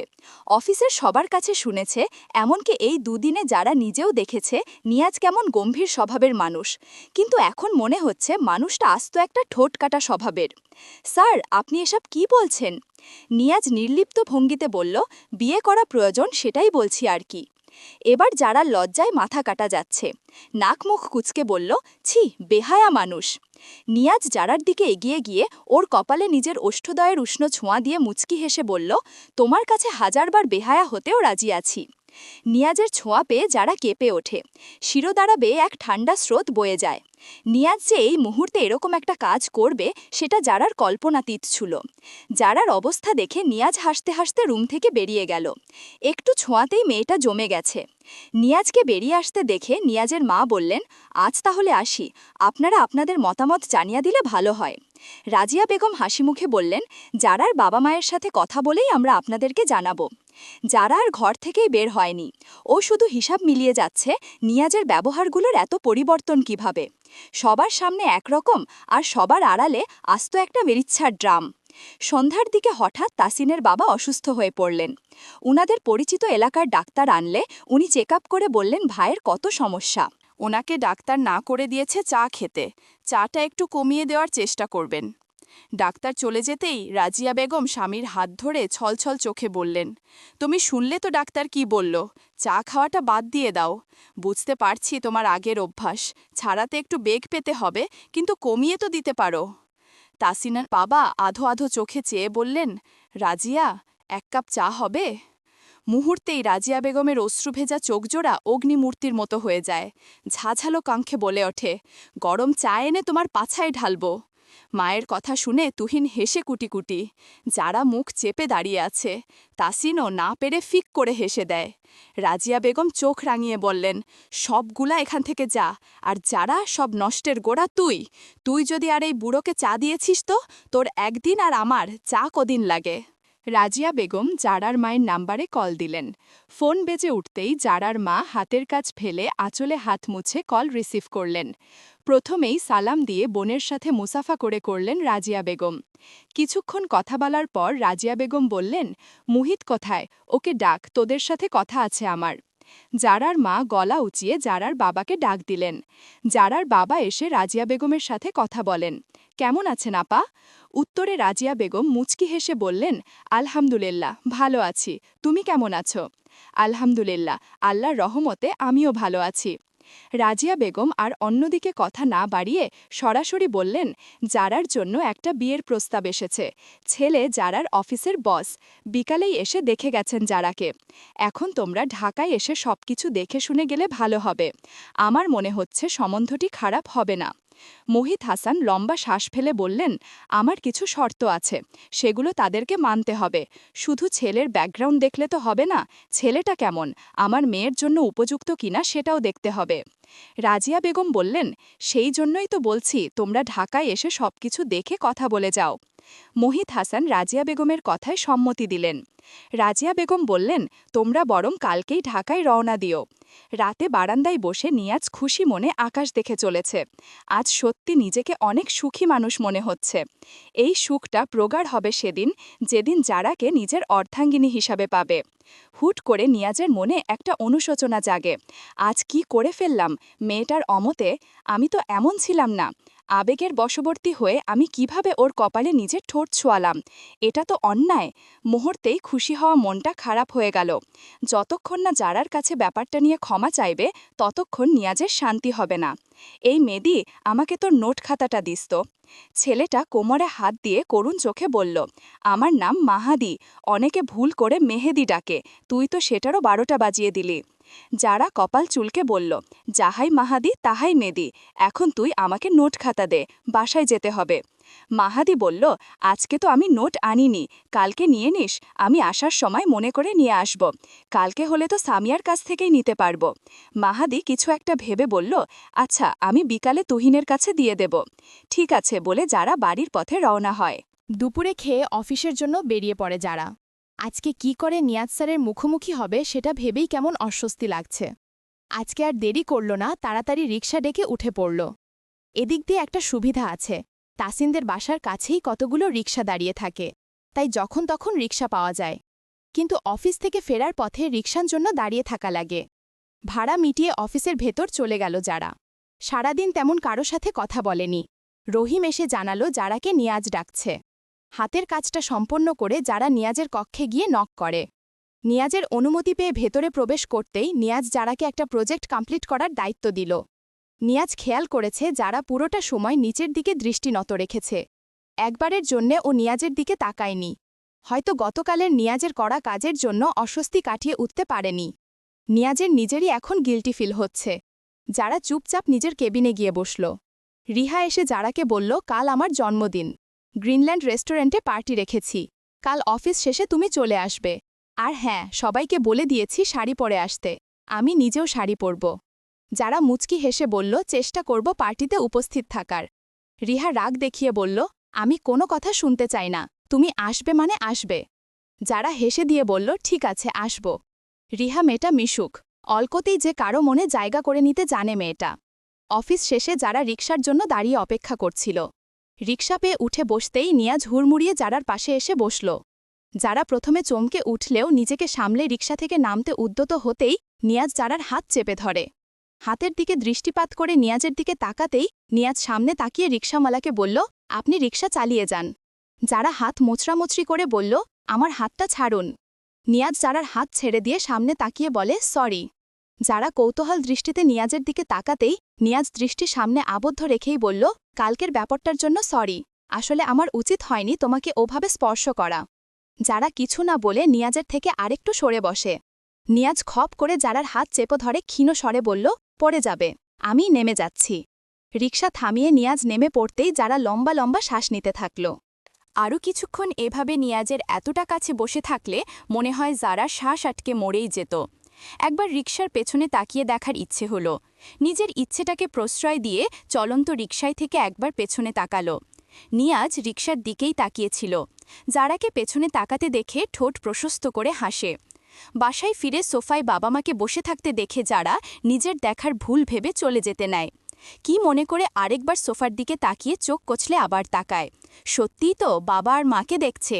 যারার মা বাবা মেয়ের পাগলামি দেখে মিটিমিটি হাসছেন। যারা দৌড়ে গিয়ে বাবা মা দুজনকে হাতে জড়িয়ে ধরে। রাজিয়া বেগম সামনে চায়ের ট্রে রেখে বলেন, তোকে সারপ্রাইজ দেবে বলে আমাকে জানাতে বারণ করেছে। যারা মুখ ফুলিয়ে বলল, তোমাদের সাথে কথা নেই। মোহিত হাসান হেসে দিয়ে মেয়ের মাথায় হাত বুলিয়ে দিয়ে বললেন, সত্যিই কথা বলবে না? যারা মাথা নেড়ে না জানাতেই যারার মা বললেন, তাহলে আমরা চলে যাচ্ছি। যারা বলল, এত ঢং করতে হবে না, হঠাৎ আমাকে না জানিয়ে এসেছো কেন? তোমরা আসবে সেটা কি আমাকে জানানো যেত না? মোহিত হাসান বললেন, তোমাকে চমকে দেওয়ার জন্যই বলা হয়নি আমরা আসব। আচ্ছা পরে কথা হবে, অফিস থেকে এসেছো, যাও গিয়ে ফ্রেশ হয়ে আসো। যারা সোফা ছেড়ে নিজের ঘরে চলে আসে। ব্যাগ রাখতে গিয়ে টেবিলের ওপর নোট খাতাটার ওপর নজর পড়ে। নিশ্চয়ই তুহিন এখানে এনে রেখেছে। রাতের খাবার খাওয়ার সময় কথায় কথায় যারা জানতে পারে ওর বাবা মা নিয়াজের ফ্যামিলির সাথে কথা বলতেই এখানে এসেছে। চুপচাপ খাবার খেয়ে নিজের ঘরে চলে আসে। নিয়াজের হঠাৎ ইচ্ছে জাগল জারার কণ্ঠস্বর শোনার। ফোনে নাম্বার তুলে ডায়াল করল জারার নাম্বারে। একবার বাজতেই যারা রিসিভ করে সালাম দেয়। নিয়াজ চুপ করে জারার কণ্ঠের মাদকতা অনুভব করছে। কে বলছেন? Hello hello. ওপাশ থেকে কোনো সাড়া না পেয়ে যারা বিরক্ত হল। বিরক্তিমাখা কণ্ঠে বলল, কি আশ্চর্য, কল দিয়ে কথা বলছেন না, এটা কোন ধরনের ভদ্রতা? এখনও কোনো সাড়া না পেয়ে যারা লাইন কেটে দেয়। লাইন কেটে গিয়েছে বুঝতে পেরে নিয়াজ ফোনের দিকে তাকিয়ে মুচকি হাসে। অন্তত কণ্ঠটা তো শুনতে পেরেছে, এতেই শান্তি। সকাল সকাল বেশ পরিপাটি হয়ে রোহান রুম থেকে বের হতে নিলেই তানিশা প্রশ্ন করল, কোথায় যাচ্ছেন? তানিশার প্রশ্নে পেছন ঘুরে কোনো ভনিতা ছাড়াই রোহান জবাব দিল, ঢাকায় যাচ্ছি। তানিশা ভ্রু কুচকে জিজ্ঞেস করল, ঢাকায় কেন যাচ্ছেন? কোনো কাজ পড়ল নাকি? সবচেয়ে বড় কাজ সামলাতে ঢাকায় যাচ্ছি। মানে? যারা আমাকে ভুল বুঝে আছে, ওকে মানিয়ে নিয়ে আসার জন্য যাচ্ছি। তানিশা চমকে উঠে বলল, এসব কি বলছেন আপনি? তাছাড়া যারা কখনো আপনার কাছে ফিরবে না। রোহান রেগে গিয়ে বলল, সব সমস্যার মূল তুই। তোর কারণে এত কিছু হচ্ছে। আমি যারাকে ঠিক মানিয়ে নিয়ে আসব, সেখান থেকে ফিরে তোকে এই বাড়ি থেকে ছুঁড়ে ফেলে দেব। না, আপনি যাবেন না, বলে তানিশা রোহানের পথ আটকে দাঁড়ায়। রোহান দাঁতে দাঁত চেপে বলল, এখন এই অবস্থায় আমি তোর গায়ে হাত তুলতে চাই না, সামনে থেকে সরে দাঁড়া। তানিশা তেরামি করে বলল, না, আমি সরব না। রোহান তানিশার হাতের কবজি চেপে ধরে নিজের সামনে থেকে সরিয়ে বেরিয়ে যায়। রাগে তানিশা টেবিলের ওপর থেকে গ্লাস তুলে নিয়ে আছাড় মেরে ভেঙে ফেলে। যারা আজ আর ভার্সিটিতে গেল না। তুহিন সকালেই বেরিয়ে গেছে ভার্সিটির উদ্দেশ্যে। যারা মায়ের কোলে মাথা রেখে শুয়ে আছে। ওর মা যারার মাথায় হাত বুলিয়ে দিচ্ছেন। এদিকে নিয়াজের বাবা মাকে খবর দেওয়া হয়েছে যেন যারার খালার বাসায় আসেন। নিয়াজের বাবা মা নিয়াজকে সাথে নিয়েই যারার খালার বাসায় আসেন। যারার বাবা মায়ের নিয়াজকে বেশ মনে ধরেছে, তাই কথা এগোনোর জন্য যারার বাবা গলা ঝেড়ে বললেন, আল্লাহর রহমত থাকলে বিয়েটা হবে, কিন্তু আমার কিছু শর্ত আছে। নিয়াজের বাবা হালকা হেসে বললেন, জি, আপনি বলুন। নিয়াজের বাবার কাছ থেকে সম্মতি পেয়ে যারার বাবা বললেন, আমার মেয়ে পড়ালেখা চালিয়ে যেতে চায়। এখন বিয়ের পর যদি আপনারা বলেন যে বাড়ির বউ পড়ালেখা করতে পারবে না, তাহলে দুঃখিত, আমরা এগোতে পারছি না। নিয়াজ ঝটপট উত্তর দিল, যারা পড়ালেখা করবে এতে আমার কোনো সমস্যা নেই, ও চাকরিটাও চালিয়ে যেতে পারে। নিয়াজের বাবা ও জারার বাবাকে আশ্বস্ত করলেন। জারার বাবা সন্তুষ্ট হলেন। ক্ষীণ হেসে মিষ্টির প্লেট থেকে একটা মিষ্টি তুলে নিয়াজের বাবার দিকে এগিয়ে দিয়ে বললেন, মিষ্টি মুখ করে নিন। নিয়াজের বাবা একটু মিষ্টি মুখে নিয়ে জারার বাবাকেও খাইয়ে দিলেন। অবশেষে বিয়ের দিন তারিখ ঠিক হলো। কায়া আর জারার একই দিনে বিয়ে হবে। যারা পর্দার আড়াল থেকে সবকিছুই দেখছে। নিয়াজের সাথে চোখাচোখি হতেই যারা লুকিয়ে পড়ে। নিয়াজ মুচকি মুচকি হাসছে। নিয়াজের মা পার্স থেকে একটা রিং বক্স বের করে জারার মাকে বললেন, জারাকে ডেকে আনতে। জারার মা উঠে গিয়ে জারাকে নিয়ে আসলেন। যারা মাথায় ওড়না দিয়ে আর চোখে একবার সবাইকে দেখে নিয়েছে। জারাকে নিয়াজের পাশে বসিয়ে দিলেন। যারা হৃদস্পন্দন থেমে আসছে। মিসেস রেনু বক্স থেকে রিং নিয়ে নিয়াজের দিকে বাড়িয়ে দিলেন জারাকে পরিয়ে দেওয়ার জন্য। আসার সময় রিংটা নিয়ে এসেছেন, যদি বিয়ের কথা পাকা হয়ে যায় তাহলে জারাকে রিং পরিয়ে যাবেন। নিয়াজ রিং নিয়ে জারার দিকে হাত বাড়িয়ে দিল, কিন্তু যারা নিজের হাত এগিয়ে দিচ্ছে না, থম মেরে বসে রইল। জারার বাবা বলতেন, হাতটা এগিয়ে দাও মা। যারার কেমন কান্না পাচ্ছে হাতটা এগিয়ে দিতে। মনে হচ্ছে রিংটা পরালেই যারা বাবা মায়ের থেকে অনেক দূরে সরে যাবে। যদিও 4 বছর ধরেই বাবা মায়ের কাছ থেকে দূরে আছে, তবু এখন মনে হচ্ছে আরও দূরে সরে যাবে। চোখে পানি চিকচিক করছে। যারার মা উঠে এসে মেয়ের মাথায় হাত বুলিয়ে বললেন, হাতটা এগিয়ে দে মা। কাপা কাপা হাতটা নিয়াজের দিকে বাড়িয়ে দিল। যারার কম্পমান হাতের দিকে তাকিয়ে নিয়াজ নিঃশব্দে হাসে। নিজের বাম হাত দিয়ে যারার হাত স্পর্শ করতেই যারার কাপাকাপি আরও বেড়ে যায়। শরীর ক্রমেই ঠান্ডা হয়ে আসছে। গতকাল ও ক্ষণিকের জন্য নিয়াজ জারার হাত ধরেছিল, কিন্তু এখন অস্বস্তি হচ্ছে বেশি। কালকে হাত ধরার সময় কেউ না থাকলেও আজ সামনে বাবা মা খালা খালু সবাই উপস্থিত। নিয়াজ দেরি না করেই রিংটা জারার হাতে পরিয়ে দিয়ে দ্রুত হাত সরিয়ে নেয়। নিয়াজ হাত সরাতেই জারা যেন হাঁফ ছেড়ে বাঁচে। মিসেস রেনু জারার গালে হাত রেখে ক্ষীণ স্বরে উচ্চারণ করলেন, আমার বৌমা। কথাটা কর্ণগোচর হতেই যারা দৃষ্টি চারদিকে ঘোরাতে থাকে। বৌমা কথাটা শুনতেই কেমন জানি লাগছে। নিয়াজরা চলে গেছে অনেক আগেই। যারা ঘুরিয়ে ফিরিয়ে হাতের রিংটা দেখছে। আজ থেকে সে কারো বাগদত্তা। কথাটা ভাবতেই মনের মাঝে একটা ঢেউ খেলে গেল। রিংটা খুলে রাখতে গিয়ে ও খুলল না, হাতেই রেখে দিল। তুহিন যারা রুমে এসেই বলল, তোর নাকি আজ এনগেজমেন্ট হয়ে গেছে, কই দেখি রিংটা দেখা আমাকে। যারা হাত এগিয়ে তুহিনের সামনে ধরতেই তুহিন যারার হাত উল্টে পাল্টে দেখে বলল, রিংয়ের গড়ন সুন্দর। এই রিং আমাকে দিয়ে দিস, ভবিষ্যতে আমি আমার বউকে দেব। যারা তুহিনের বাহুতে একটা চাপড় মেরে বলল, নিজের টাকায় বউকে গিফট করিস, অন্যের জিনিস নিয়ে টানাটানি করিস না। আর তুই কয়জনকে দিয়ে করবি, তোর তো গার্লফ্রেন্ডের অভাব নাই। তুহিন মুখ বাঁকিয়ে বলল, এদের একজনকেও বিয়ে করব না, সবাই আমার গার্লফ্রেন্ড আছে জেনেও প্রপোজ করলে রাজি হয়ে যায়, তাই আমি ও সময় কাটানোর জন্য এদের সাথে কথা বলি। একটা লাল রঙের শাড়ি পরে সাথে হিজাব লাগিয়ে অফিসের জন্য তৈরি হয়ে নিয়েছে যারা। চোখে গাঢ় কাজল, ঠোঁটে লিপস্টিক দিয়ে বারবার আয়নায় নিজেকে দেখছে। নিজেই নিজের গাল টেনে দিয়ে বলল, আউ, আমি কি কিউট! শাড়ি পরলে আমার নিজেই নিজেকে তুলে নিয়ে যেতে ইচ্ছা করে। গালে হাত দিয়ে ভাবনার ভঙ্গিতে বলল, আচ্ছা, লোকে যদি শোনে শাড়ি পরে নিজেই নিজের প্রশংসা করছি, তাহলে কি আমায় পাগল ভাববে? যেটাই ভাবুক, আতে আমার কি। যারা অফিসের উদ্দেশ্যে বেরিয়ে পড়ে। অফিসে এসে যারা খেয়াল করল, শুধু সে নয়, আরও অনেকেই পার্টির জন্য রেডি হয়ে এসেছে। রিহা আজ আর অফিসে আসবে না। রাফি আর আরেকজন কলিগ মিলে যারার গায়ে একটা প্লাস্টিকের সাপ ছুঁড়ে মারে। যারা কিছুক্ষণ সাপটার দিকে তাকিয়ে থেকে জোরে একটা চিৎকার দিয়ে রাফির দিকে তাকিয়ে বলল, হয়েছে? রাফি আর সাথের কলিগ একে অপরের মুখ চাওয়াচাওয়ি করছে। যারা ওদের দিকে তাকিয়ে বলল, তোমরা তো এটাই চাইছিলে, আমি যেন ভয় পেয়ে চিৎকার করি তাই চিৎকার দিলাম। রাফি চোখ কিঞ্চিত বড় করে বলল, তুমি ভয় পাওনি দেখে আমরা তো পুরাই অবাক। যারা ফিক করে হেসে দিয়ে বলে, তোমরা যখন প্ল্যান করছিলে আমাকে ভয় দেখাবে, তখনই আমি শুনে ফেলেছি, আগাম ধারণা না থাকলে কিন্তু সত্যিই ভয় পেতাম। রাফি ঠোঁট বাঁকিয়ে হেসে বলল, মিস এশা আসুক, তাকে ভয় দেখাবো, তবে তোমাকে আজ পুরাই জোশ লাগতেছে, শাড়িতে বেশ মানিয়েছে। যারা মনে মনে বলল, শাড়ি পরলে আমার নিজেরই মাথা ঠিক থাকে না, কিন্তু হাসি মুখে বলল, ধন্যবাদ, তোমাদের দুজনকেও সুন্দর লাগছে। সবার দৃষ্টি অফিসের দরজার দিকে দেখে যারাও সবার দৃষ্টি অনুসরণ করে সামনে তাকালো। এশা শাড়ি পরে হেলে দুলে আসছে। সবার এরকম দৃষ্টির মানে দুইটা। প্রথমত, এশাকে কোনোদিন শাড়ি পরতে দেখা যায়নি। দ্বিতীয়ত, এমনভাবে শাড়ির আঁচল টেনেছে, একটু বাঁকা হলেই মনে হচ্ছে আঁচলটা পড়ে যাবে শরীর থেকে। এশার হাঁটার মাঝেই রাফি প্লাস্টিকের সাপটা এশার গায়ে ছুঁড়ে মারে। এশা চিৎকার করে লাফিয়ে সরতে গিয়ে ডেস্কের সাথে বাড়ি লাগে। সবাই মুখ টিপে হাসছে, যারা হো হো করে হেসে উঠল। এশা যখন দেখল সাপটা প্লাস্টিকের, তখন রাফিকে কয়েকটা কথা শুনিয়ে দিয়ে যারার দিকে এগিয়ে আসে। যারা হাসি থামিয়ে ঠিক করে বসে। এশা মুখ কুঁচকে বলল, তুমি এভাবে হাসছ কেন? নিজের সাথে এমন হলে বুঝতে। আঙুল দিয়ে কপালের চুলগুলো সরিয়ে বলল, এনিওয়ে, তোমার নাকি নিয়াজ স্যারের সাথে বিয়ে ঠিক হয়েছে? এ তো ভাব নিও না, নিয়াজ স্যারের চেয়েও আমার নিউ বফ আরও হ্যান্ডসাম। যারা মুচকি হেসে দাঁতে দাঁত পিষে বলল, আমি যদি ভাব নেওয়া শুরু করি তাহলে তোমার সব ভাব হাওয়া হয়ে যাবে। লম্বা একটা হাই তুলে বলল, আমার এখন প্রচুর কাজ, নিজেও কাজ করো, আমাকেও কাজ করতে দাও। এশার আগে ফুঁসতেছে, বেশ জোরেই বলে উঠল, তোমার চেয়েও আমি বেশি সুন্দরী। সবাই যারা আর এশার দিকে তাকালো। যারা কিছু না বলে ঠোঁট টিপে হাসল, মুখে হাসি রেখেই কাজে মন দিল। এশা নিজের কেবিনে গিয়ে ধপ করে বসে পড়ল। যারার এশার সাথে কোনো শত্রুতা নেই, কিন্তু মেয়েটার সেদিনের কথাটা যারার খুব গায়ে লেগেছে। এতগুলো দিন এখানে আছি, নিয়াজ স্যারের পাশে ঘেঁষতে পারলাম না, আর তুমি কিনা আসতে না আসতেই একেবারে বুকের কাছে চলে গেলে।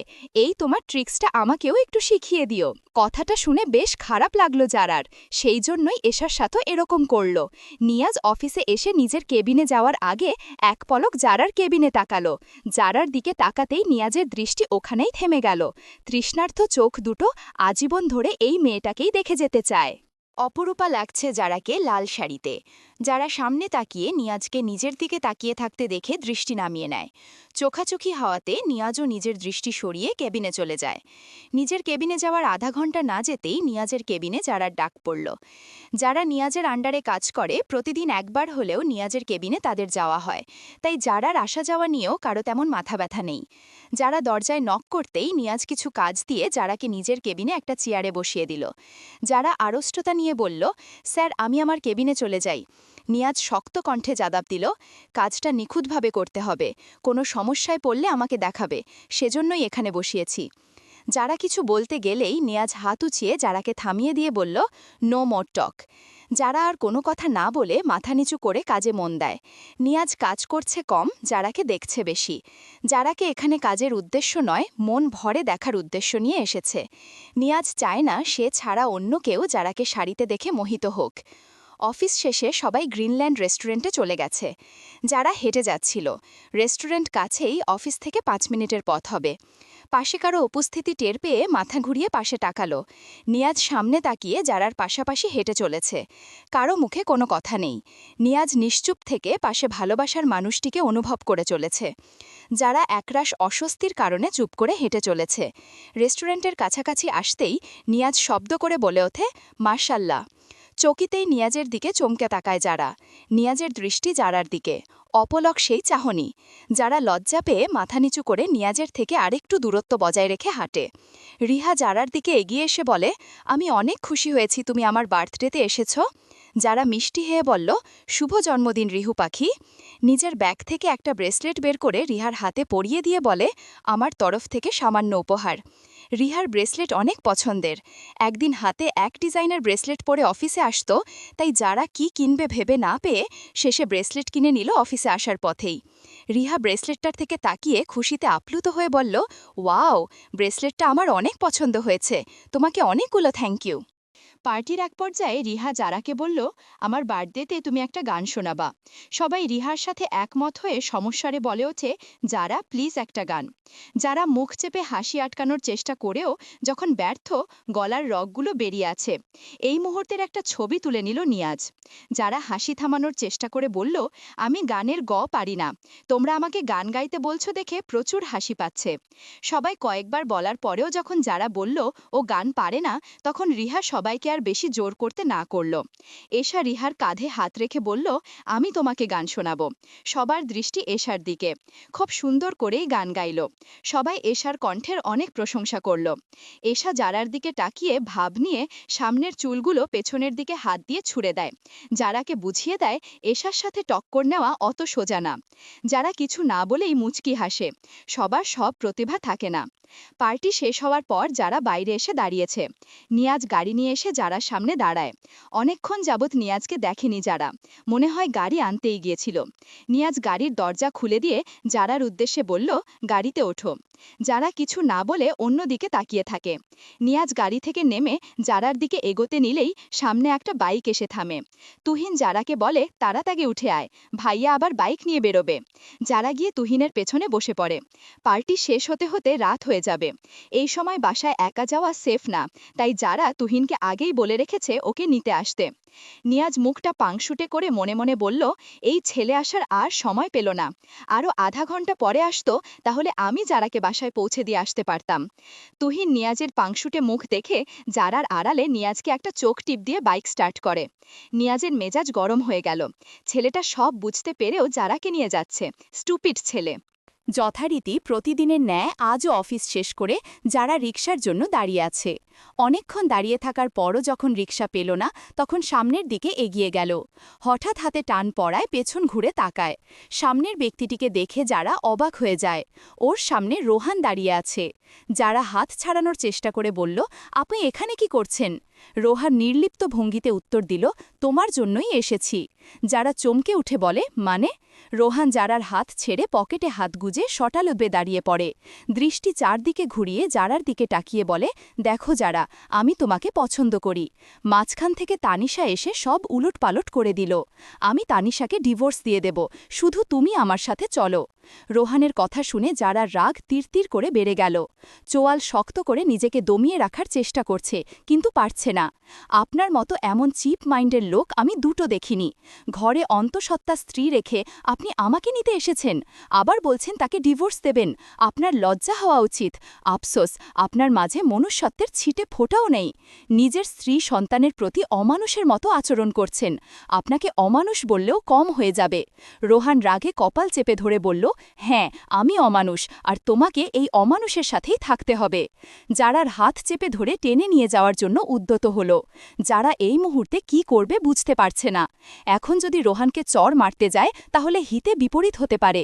রোহান আরও ক্ষেপে গিয়ে যদি যারার সাথে উল্টোপাল্টা কিছু করার চেষ্টা করে, যারার পক্ষে তো রোহানের সাথে পেরে ওঠা সম্ভব নয়। চারপাশে তাকিয়ে বোঝার চেষ্টা করছে কারো কাছ থেকে হেল্প পাবে কিনা। সবাই নিজেদের মতো ব্যস্ত। আমার হাত ছাড়ুন বলে যারা রোহানের হাত থেকে নিজের হাত ছাড়ানোর চেষ্টা করছে। পেছন থেকে কেউ বলে উঠল, কি হচ্ছে এখানে? পরিচিত চিন্তিত কণ্ঠস্বর শুনে যারা মনে সাহস সঞ্চার করে পেছনে ঘাড় ঘুরিয়ে তাকায়। রোহান ভ্রু কুঁচকে বলল, নিজের কাজ করুন, অন্যকে নিয়ে মাথা ঘামাতে আসবেন না। নিয়াজ রোহানের কথায় পাত্তা না দিয়ে যারার দিকে জিজ্ঞাসু দৃষ্টিতে তাকালো, লোকটিকে জানার জন্য। যারা অসহায় চোখে নিয়াজের দিকে তাকিয়ে আছে, রোহানের হাত থেকে নিজের হাত ছাড়াতে চেষ্টা করছে। নিয়াজ ওদের হাতের দিকে তাকিয়ে রোহানকে উদ্দেশ্য করে বলল, ওর হাত ছাড়ুন। রোহান ক্ষেপে গিয়ে বলল, এই কেড়ে তুই? হিরো সাজতে এসেছিস? এখান থেকে গিয়ে নিজের কাজ কর, আর আমাকে আমার কাজ করতে দে। নিয়াজ রোহানের নাক বরাবর ঘুষি দিতেই রোহান দুপা সিটকে সরে যায়। হাত থেকে যারার হাতটি আলগা হয়ে আসে। যারা হাত দ্রুত সরিয়ে নেয়। রোহান নাকে হাত দিয়ে নিয়াজের দিকে এগিয়ে আসে। নিয়াজ যারাকে জিজ্ঞেস করছে ছেলেটাকে। যারা চুপ করে আছে দেখে নিয়াজের মেজাজ গরম হয়ে গেল। ধমকে বলল, তোমার কথা কানে যায় না? যারা হালকা কেঁপে উঠে হড়বড়িয়ে বলতে থাকে, উনার সাথে আমার বিয়ে হওয়ার কথা ছিল, কোনো কারণে বিয়ে ভেঙে যায়, আর উনি এখানে আমাকে নিয়ে যেতে এসেছেন।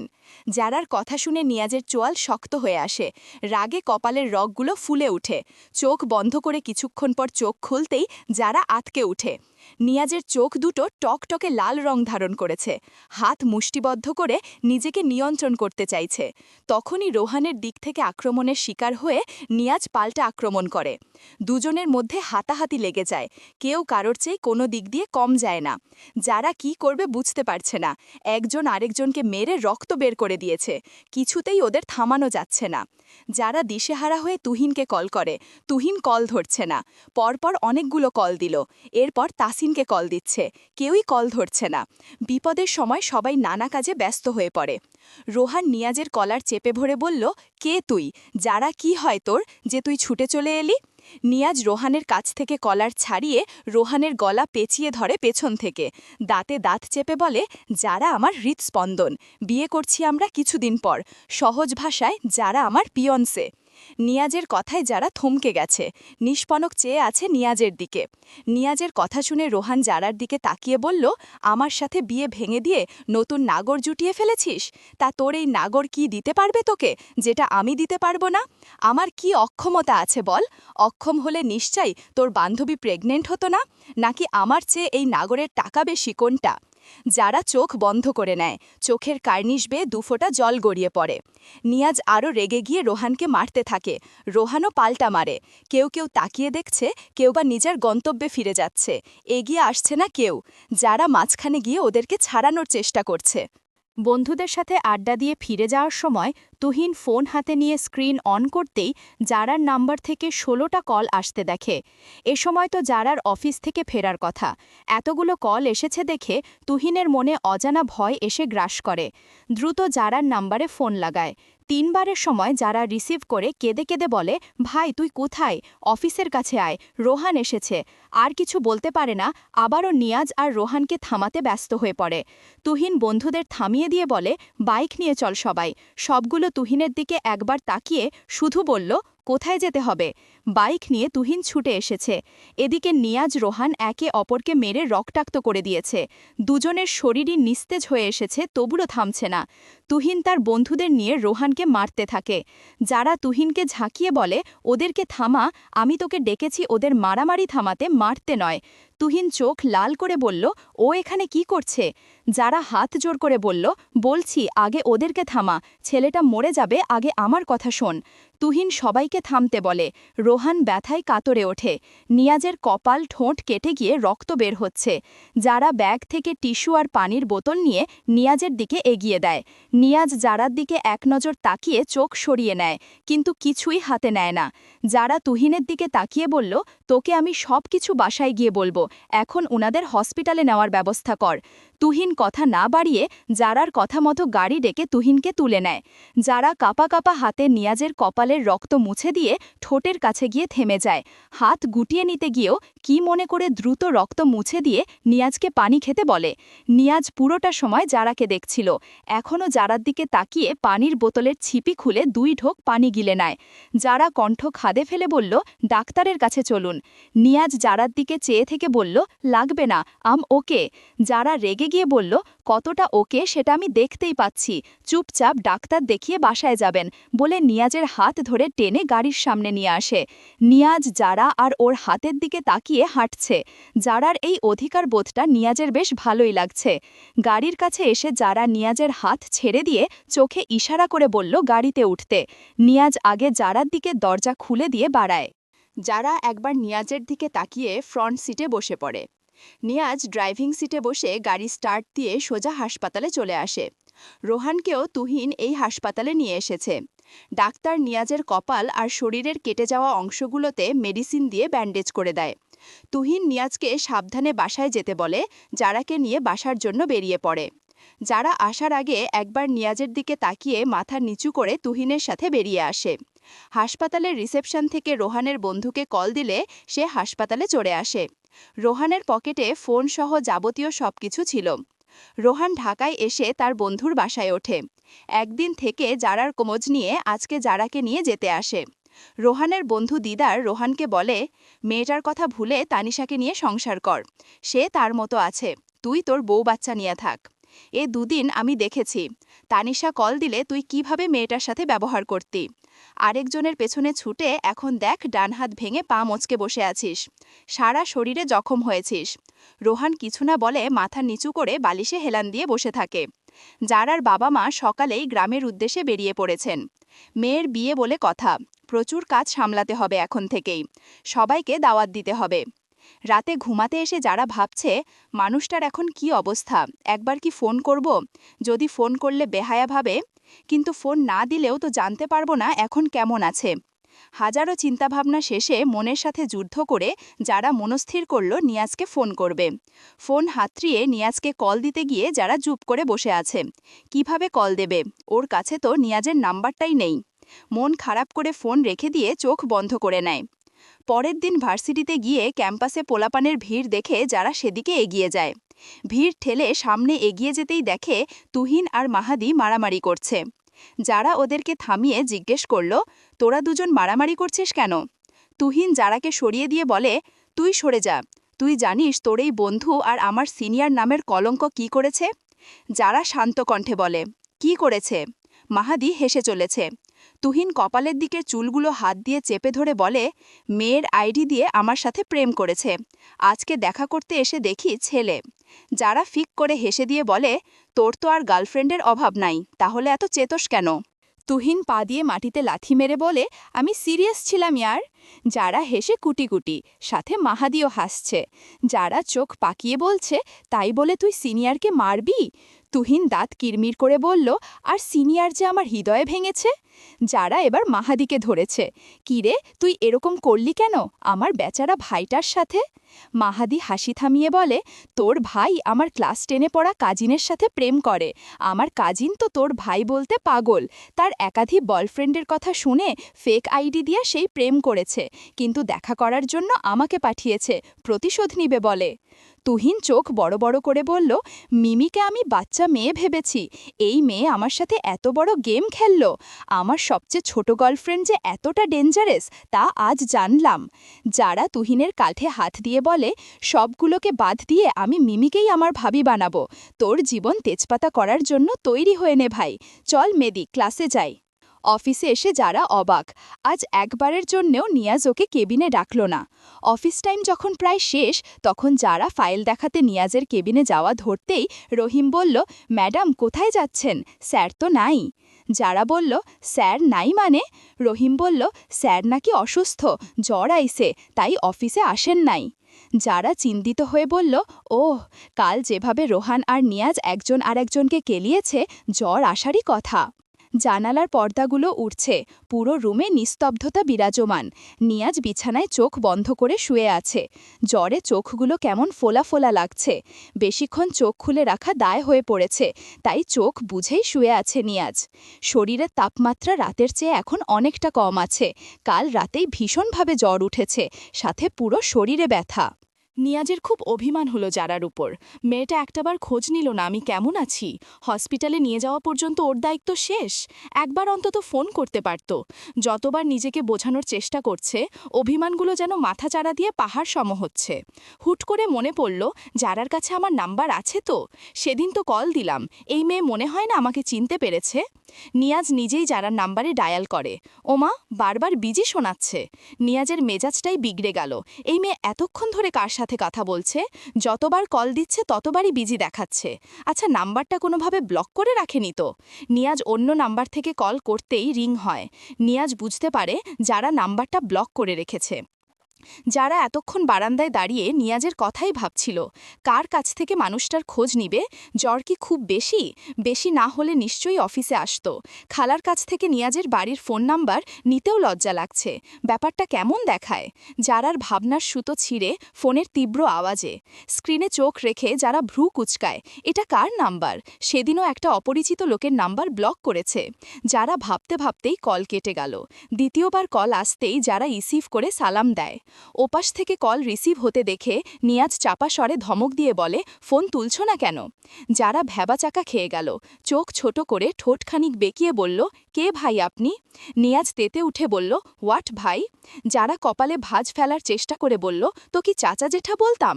চোখ দুটো হালকা বড় করে বলল, নো নো নো, আপনাকে আফা কিংবা খালা বলা উচিত ছিল আমার, রাইট? নিয়াজ দাঁত মুখ খিচিয়ে বলল, স্টপ। আমি না তোমার ভাই, না চাচা জেঠা, আর না আফা খালা। আমি নিয়াজ। হ্যাঁ, তো আমি কি কর? বলতে গিয়ে থেমে যায় যারা। কিছুক্ষণ চুপ থেকে মিনমিন করে বলল, সরি, এই নাম্বারটা কার? নিয়াজ বিরক্তিসূচক শব্দ করে বলল, তোমাকে নিয়াজ কল দিয়েছে, তাহলে নাম্বারটা ওর নিশ্চয়ই। যারা জিভে কামড় দিয়ে আমতামতা করে বলল, কেমন আছেন? নিয়াজ একটু অভিমান করেই বলল, সেটা কি তোমার জানার দরকার আছে? যারা চুপ করে রইল, কিছুই বলল না। নিয়াজ রাগ দেখিয়ে বলল, মানলাম তোমার কাছে নাম্বার নেই, বাসায় তো আসতে পারতে। যারা চোখ বড় বড় করে বলল, বিয়ের আগেই শ্বশুর বাড়ি? দিদার রোহানকে নিয়ে তার গ্রামে ফিরে এসেছে। তানিশাকে সবকিছুই জানিয়ে দিয়েছে দিদার। রোহানের পরিবারের সবাই জানে রোহান অ্যাক্সিডেন্ট করে হাত ভেঙেছে। রোহানের ভাবি মেয়েটা এই ভালো তো এই খারাপ, মানে যখন যেমন ইচ্ছা হবে তানিশার সাথে তেমন ব্যবহার করে। এখন তানিশাও ছাড় দেয় না, ফাঁকে ফাঁকে খোঁচা মেরে কথা বলে ফেলে রোহানের ভাবির সাথে। তানিশা রোহানের সব রকম খেয়াল রাখছে, কিন্তু প্রয়োজনের অতিরিক্ত কোনো কথা বলছে না। রোহান দিন দিন তানিশাকে দেখে অবাক হয়। মেয়েটা কিভাবে এত অবহেলা, টর্চার সহ্য করে আবার রোহানের সেবা করছে। দেখতে দেখতে নিয়াজ আর জারার বিয়ের দিন ঘনিয়ে এলো। আর মাত্র দুদিন অপেক্ষা। তারপরই নিয়াজের অপেক্ষার অবসান ঘটিয়ে জারাকে নববধূ হিসেবে নিজের ঘরে তুলবে। জারার খালা, খালু, তাসিন, তুহিন, যারা সবাই মিলে বাস কাউন্টারে বসে আছে। বাস আসলেই সবাই জারার বাড়ির উদ্দেশ্যে রওনা দিবে। জারার আরও আগেই গ্রামে যাওয়ার কথা ছিল, কিন্তু নিয়াজ ছুটি দেয়নি। যারা যত তাড়াতাড়ি চলে যাবে, নিয়াজের প্রেয়সীকে দেখার আকাঙ্ক্ষা আরও তীব্র হবে। বাসে যে যার সিটে বসে পড়েছে। তুহিন যারা সাথেই বসেছে। তাসিন অন্য একটা ছেলের সাথে বসেছে। জানালা দিয়ে মুখ বাড়িয়ে ঢাকা শহরটাকে পরখ করে চলেছে যারা। আজ এই শহর ছেড়ে যাচ্ছে, দুদিন পর পার্মানেন্টলি এই শহরে চলে আসবে। তখন বাবার বাড়ির জন্য অতিথি হয়ে যাবে। নিয়াজের পুরো বাড়ি এখন থেকেই লাইটিং করা হচ্ছে। বাড়ির কানায় কানায় ফুলের সমারোহ। অফিসের সব স্টাফকেও ছুটি দিয়ে দিয়েছে। নিয়াজের বাবা সব কিছু তদারকি করছেন। একমাত্র ছেলের বিয়েতে উনি কোনো কমতি রাখতে চান না। এদিকে গাড়ি থেকে নেমে বাড়ির আঙ্গিনায় পা রাখতেই সবাই এসে জারাকে ঘিরে ধরেছে। কোনো রকম সবাইকে পাশ কাটিয়ে যারা মাকে এসে ঝাপটে ধরে। জারার মাও মেয়েকে জড়িয়ে ধরে আদর করে দেন। পুরো বাড়ির চেহারাটাই পাল্টে গেছে। যারা ফ্রেশ হয়ে বারান্দায় গিয়ে দাঁড়াতেই কেউ ওকে পেছন থেকে জড়িয়ে ধরে। যারা পেছনে ঘায়ে ঘুরিয়ে কায়াকে দেখে নিজেও কায়াকে জড়িয়ে ধরল। কায়া মিষ্টি হেসে বলল, কেমন আছিস আপু? যারা চোখ দুটো কিঞ্চিত ছোট করে বলল, তোর বিয়ের খবর শুনে আপাতত ভালো আছি। কায়া কোমরে হাত দিয়ে বলল, বারে তোমার বুঝি বিয়ে না, খালি আমার একার বিয়ে? কায়ার কথায় যারা ফিক করে হেসে দেয়, সাথে কায়াও হেসে দেয়। হলুদের সব আয়োজন জাঁকজমকভাবে করা হয়েছে। কায়া আর জারার জন্য আলাদা আলাদা হলুদ শাড়ি শ্বশুরবাড়ি থেকে এসেছে। কিন্তু মোহিত হাসান চাইছেন ওনাদের মেয়ে বাবার বাড়ি থেকে দেওয়া শাড়িটাই হলুদে পড়ুক। পার্লার থেকে মেয়ে এসে জারা আর কায়াকে সাজিয়ে দিয়ে গেল। বিয়েতে জারার দুটো বান্ধবী এসেছে। তানিশা যারার স্কুল লাইফের বান্ধবী ছিল, যারা ঢাকায় চলে যাওয়ার পরেও ওদের মধ্যে মাঝে মাঝে যোগাযোগ হতো। তুহিনকে মিমি ক্রমাগত কল মেসেজ দিয়ে জ্বালিয়ে মারছে। তুহিন মনে মনে মিমিকে শখানেক গালি দিল, সাথে নিজেকেও গালি দিল কেন এই মেয়ের সাথে প্রেম করতে গেল। রাহি বিয়ের দিন রাজের সাথেই আসবে একেবারে বড়যাত্রী হয়ে। যারা আর কায়াকে সাজিয়ে একটা রুমে বসিয়ে দিয়ে গেল। দুজনে কথা বলছে। নিয়াজ হলুদের জন্য একেবারে তৈরি হয়ে হোয়াটসঅ্যাপে যারাকে ভিডিও কল দিল। কথার মাঝেই যারার ফোন বেজে উঠতেই কায়া ফোন হাতে নিয়ে দেখল স্ক্রিনে স্যার লিখা। কায়া ভ্রু কুচকে বলল, এই স্যারটা আবার কেড়ে? যারা ছো মেরে কায়ার হাত থেকে ফোন নিয়ে বলল, কেউ না। কায়া ভ্রু নাচিয়ে বলল, কেউ না? নাকি আমার জিজু কোনটা? যারা চোখ পাকিয়ে বলল, তুই থামবি? ওদের কথার মাঝেই কল কেটে গেল। দ্বিতীয়বার কল আসতেই কায়া ছো মেরে ফোন নিয়ে রিসিভ করে। কল রিসিভ হতেই নিয়াজ হাসি মুখে স্ক্রিনে তাকাতেই সব হাসি গায়েব হয়ে গিয়ে কপালে ভাঁজ ফেলে তাকালো। কায়া হাত নাড়িয়ে বলল, হাই জিজু, বউকে দেখতে কল দিয়েছেন, কিন্তু এখন তো দেখা যাবে না। যারা হাত বাড়িয়ে ফোনটা নেওয়ার চেষ্টা করছে, কায়া বারবার হাত সরিয়ে নিচ্ছে। নিয়াজ হাসি মুখে বলল, শালিকা, নিজের বরের সাথে গিয়ে প্রেম করো, আর বোনকে ও তার বরের সাথে প্রেম করতে দাও। নিয়াজের কথা শুনে যারা লজ্জা পেয়ে মুখ ঘুরিয়ে অন্যদিকে তাকালো। কায়া মুখ বেঁকিয়ে বলল, জিজু যে এতটা বউ পাগল তা তো জানতাম না। নিয়াজ দাঁত কেলিয়ে বলল, বরের কাজ বউয়ের প্রেমে পাগল হওয়া। কায়া ক্যামেরা ঘুরিয়ে যারার দিকে ধরল। নিয়াজকে বলল, এই নিন, বউকে দেখে নিন, কিন্তু কথা বলা যাবে না। নিয়াজ ফোনের স্ক্রিনে যারাকে দেখতে দেখতে বলল, আমার বউকে ফোনটা দিয়ে এই ঘর থেকে বিদায় হও। কায়া ভ্যানচি কেটো বলল, দেব না ফোন আপনার বউকে। যারা খাটের উপর ধপ করে বসে পড়েছে। কায়া মেয়েটা চিকনি, কিন্তু শক্তি বেশি।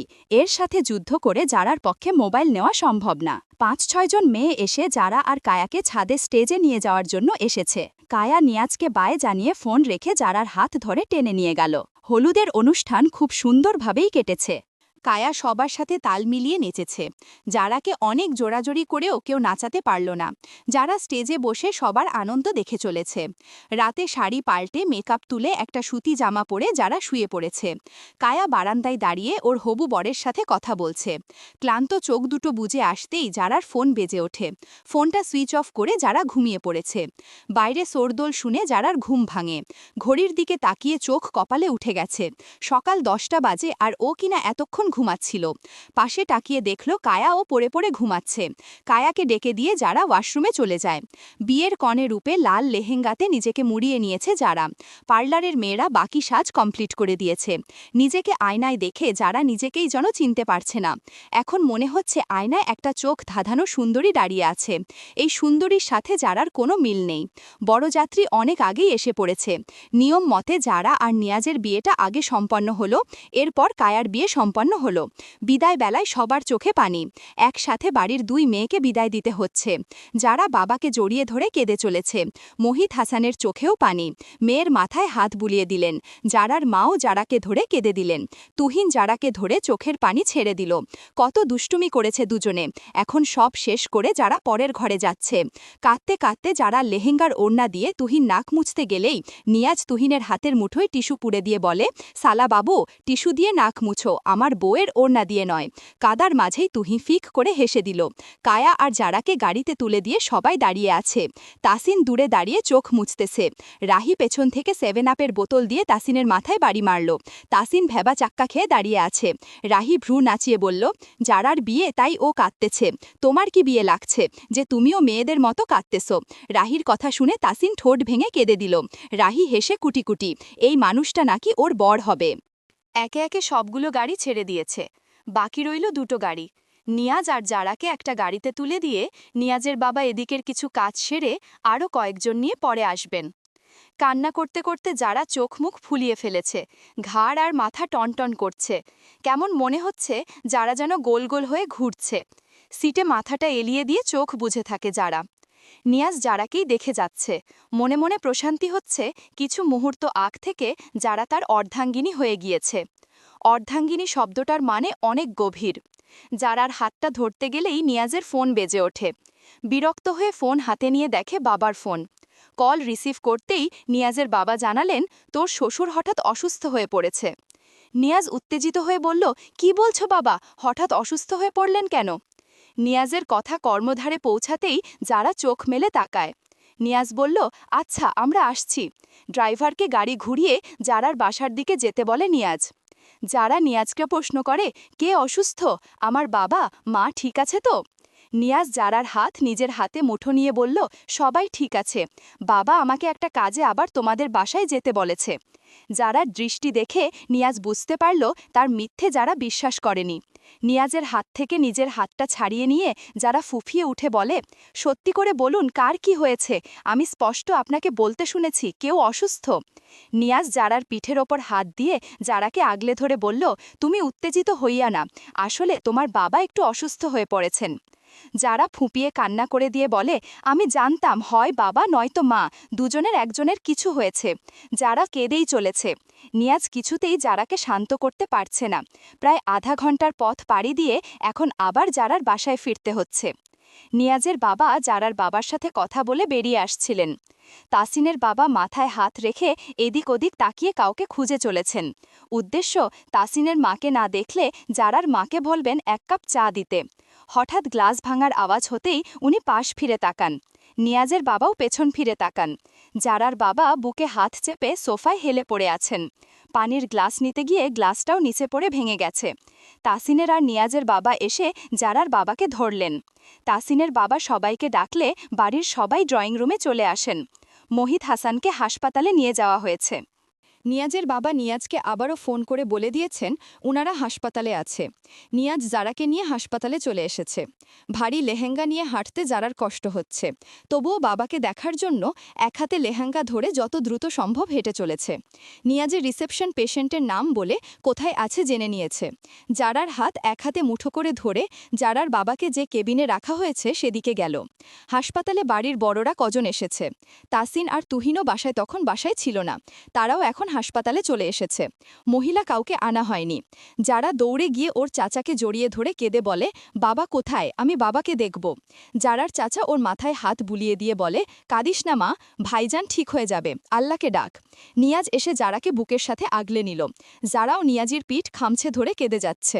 ডাক্তার পরীক্ষা করে বেরিয়ে আসতেই সবাই সেদিকে এগিয়ে গেল। ডাক্তার বললেন, উনার তো আগে থেকেই হার্টের সমস্যা আছে, নিশ্চয় কিছু নিয়ে চিন্তা করেছেন, যার কারণে বুকে ব্যথাটা দেখা দিয়েছে। চিন্তা করবেন না, উনি এখন ঠিক আছেন, কিছুক্ষণ পর গিয়ে দেখা করে আসতে পারবেন। মোহিত হাসান ওপরের দিকে তাকিয়ে সিটে শুয়ে আছেন। মেয়েটাকে পরের হাতে তুলে তো দিয়েছেন, মেয়েটা সুখী হবে কিনা এসব নানা চিন্তা করে বুকে চিনচিনে ব্যথা হতেই পানির গ্লাসটা নিতে চাইলেন। হাত ফসকে গ্লাস পড়ে গিয়ে উনি সোফায় হেলে পড়েন। বুকের ব্যথাটা হঠাৎ করেই তীব্র হয়ে উঠল। সবাই মিলে মোহিত হাসানের সাথে দেখা করে বেরোলেন। যারা বাবার বুকে মাথা দিয়েই ফুফিয়ে কেঁদে যাচ্ছে। মোহিত হাসান মেয়ের মাথায় হাত বুলিয়ে বললেন, এত কাঁদতে হয় না মা, বাবা এখন ঠিক আছি। তবুও যারা কাঁদছে। নিয়াজ যারাকে টেনে বলল, তুমি যে বাবার বুকে মাথা রেখেছ, বাবার যে বুকে ব্যথা, বাবার কষ্ট হচ্ছে তো? যারা চট করে মাথা সরিয়ে নিয়াজের দিকে তাকালো। মোহিত হাসান মুচকি হেসে বললেন, আমার মোটেও কষ্ট হচ্ছে না। যারা চোখ গরম করে বলল, তুমি সবসময় এমন করো, তোমার কষ্ট হচ্ছে তারপরেও বলছো তুমি ঠিক আছো। যারার বাবা নিঃশব্দে হাসলেন। সন্তান যখন বুকে মাথা রাখে তখন কষ্টকে কষ্ট বলে মনে হয় না। রাত 1টায় যারা নিয়াজের বাবা রওনা দিলেন ঢাকার উদ্দেশ্যে। নিয়াজের বাবা সামনেই ড্রাইভারের সাথে বসেছেন। নিয়াজ যারাকে নিয়ে পেছনে বসেছেন। নিয়াজের বাবার সাথে যে কজন যাওয়ার বাকি ছিল উনাদেরকে আগেই পাঠিয়ে দেওয়া হয়েছে। যারার চোখ দুটো নিভু নিভু হয়ে আসছে, মনে হচ্ছে কত বছর ধরে ঘুমায় না। সিটে মাথা এলিয়ে দিল, তলিয়ে গেল ঘুমের রাজ্যে। নিয়াজের বাবাও সিটে হেলান দিয়ে চোখ বুঝে আছেন। বয়স্ক মানুষ, আজকে ওনার উপর অনেক ধকল গেছে। ড্রাইভার আর নিয়াজ জেগে আছে। জারার ঘুমানোর অনেকক্ষণ পর নিয়াজ আস্তে করে জারার মাথাটা ওর ঘাড়ে রেখে এক হাতে জড়িয়ে রাখে। জারার খবর নেই, সে ঘুমিয়ে আচ্ছন্ন হয়ে আছে। সকালে পাখির কিচিরমিচির শব্দে নিয়াজ জেগে যায়। কখন যে চোখটা লেগে এসেছে বুঝতেই পারেনি। বাবা সামনে সোজা হয়ে বসে আছেন। জারার দিকে এক পলক তাকালো নিয়াজ। নিয়াজের শেরওয়ানি মুঠো করে ধরে ঘুমিয়ে আছে যারা। ওরা ঢাকায় চলে এসেছে, আর কিছু পথ বাকি আছে নিয়াজের বাসা আসতে। ড্রাইভার নিয়াজের বাসার সামনে গাড়ি থামাতেই নিয়াজের বাবা নেমে পড়লেন। নিয়াজ যারাকে মৃদু স্বরে ডাক দিল। নিয়াজের বাবা এক পলক পেছনে তাকিয়ে বললেন, অনেক ক্লান্ত মেয়েটা, ডেকো না, তুমি নিয়ে এসো। বাবার কথায় নিয়াজ এদিক ওদিক তাকায়। ব্যাপারটা কেমন দেখায়, বাবার সামনে বউকে কোলে নিয়ে হাঁটবে? নিয়াজের বাবা বললেন, এত সংকোচের কিছুই নেই, নিয়ে এসো। নিয়াজ বাবার কথা মতো যারাকে টেনে কোলে নিতে গেলেই যারা জেগে যায়। নিয়াজকে নিজের অনেক কাছে দেখে পিছিয়ে যায়, যার দরুন মাথায় হালকা বাড়ি খায়। নিয়াজ সরে গিয়ে বলে, নেমে এসো, বাসা এসে গেছে। যারা গাড়ি থেকে নেমে নিয়াজের পিছু পিছু হাঁটা ধরল। মাথা তুলে একপাল বাড়িটার দিকে তাকালো।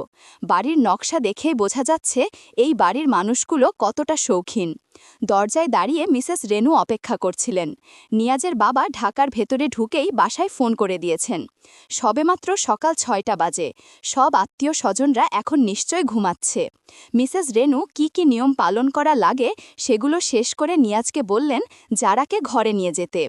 এমনিতেই সবার উপরে অনেক ধকল গেছে। নিয়াজ সোজা হেঁটে চলেছে। যারা কি করবে বুঝতে পারছে না। নিয়াজের পিছু পিছু যাবে কিভাবে? কেমন অস্বস্তি হচ্ছে। মিসেস রেনু নিজের ঘরে চলে গেলেন। নিয়াজ একবার পেছনে তাকিয়ে মাকে না দেখে যারার হাত ধরে ঘরে নিয়ে গেল।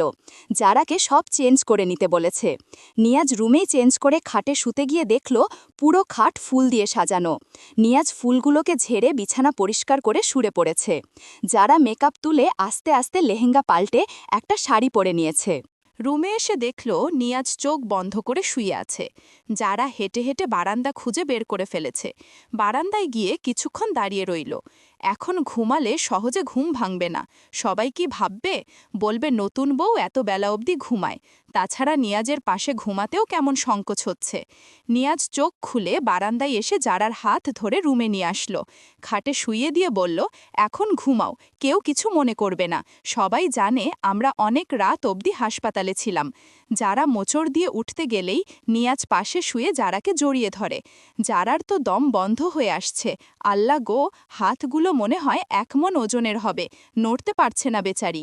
যারার মোচড়ামোচড়িতে নিয়াজ যারার গলায় মুখ গুজে দিয়ে বলল, একদম নড়াচড়া করো না, নিজেও ঘুমাও, আমাকেও ঘুমাতে দাও।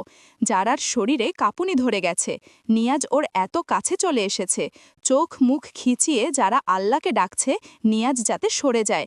নিয়াজ অলরেডি ঘুমিয়ে পড়েছে।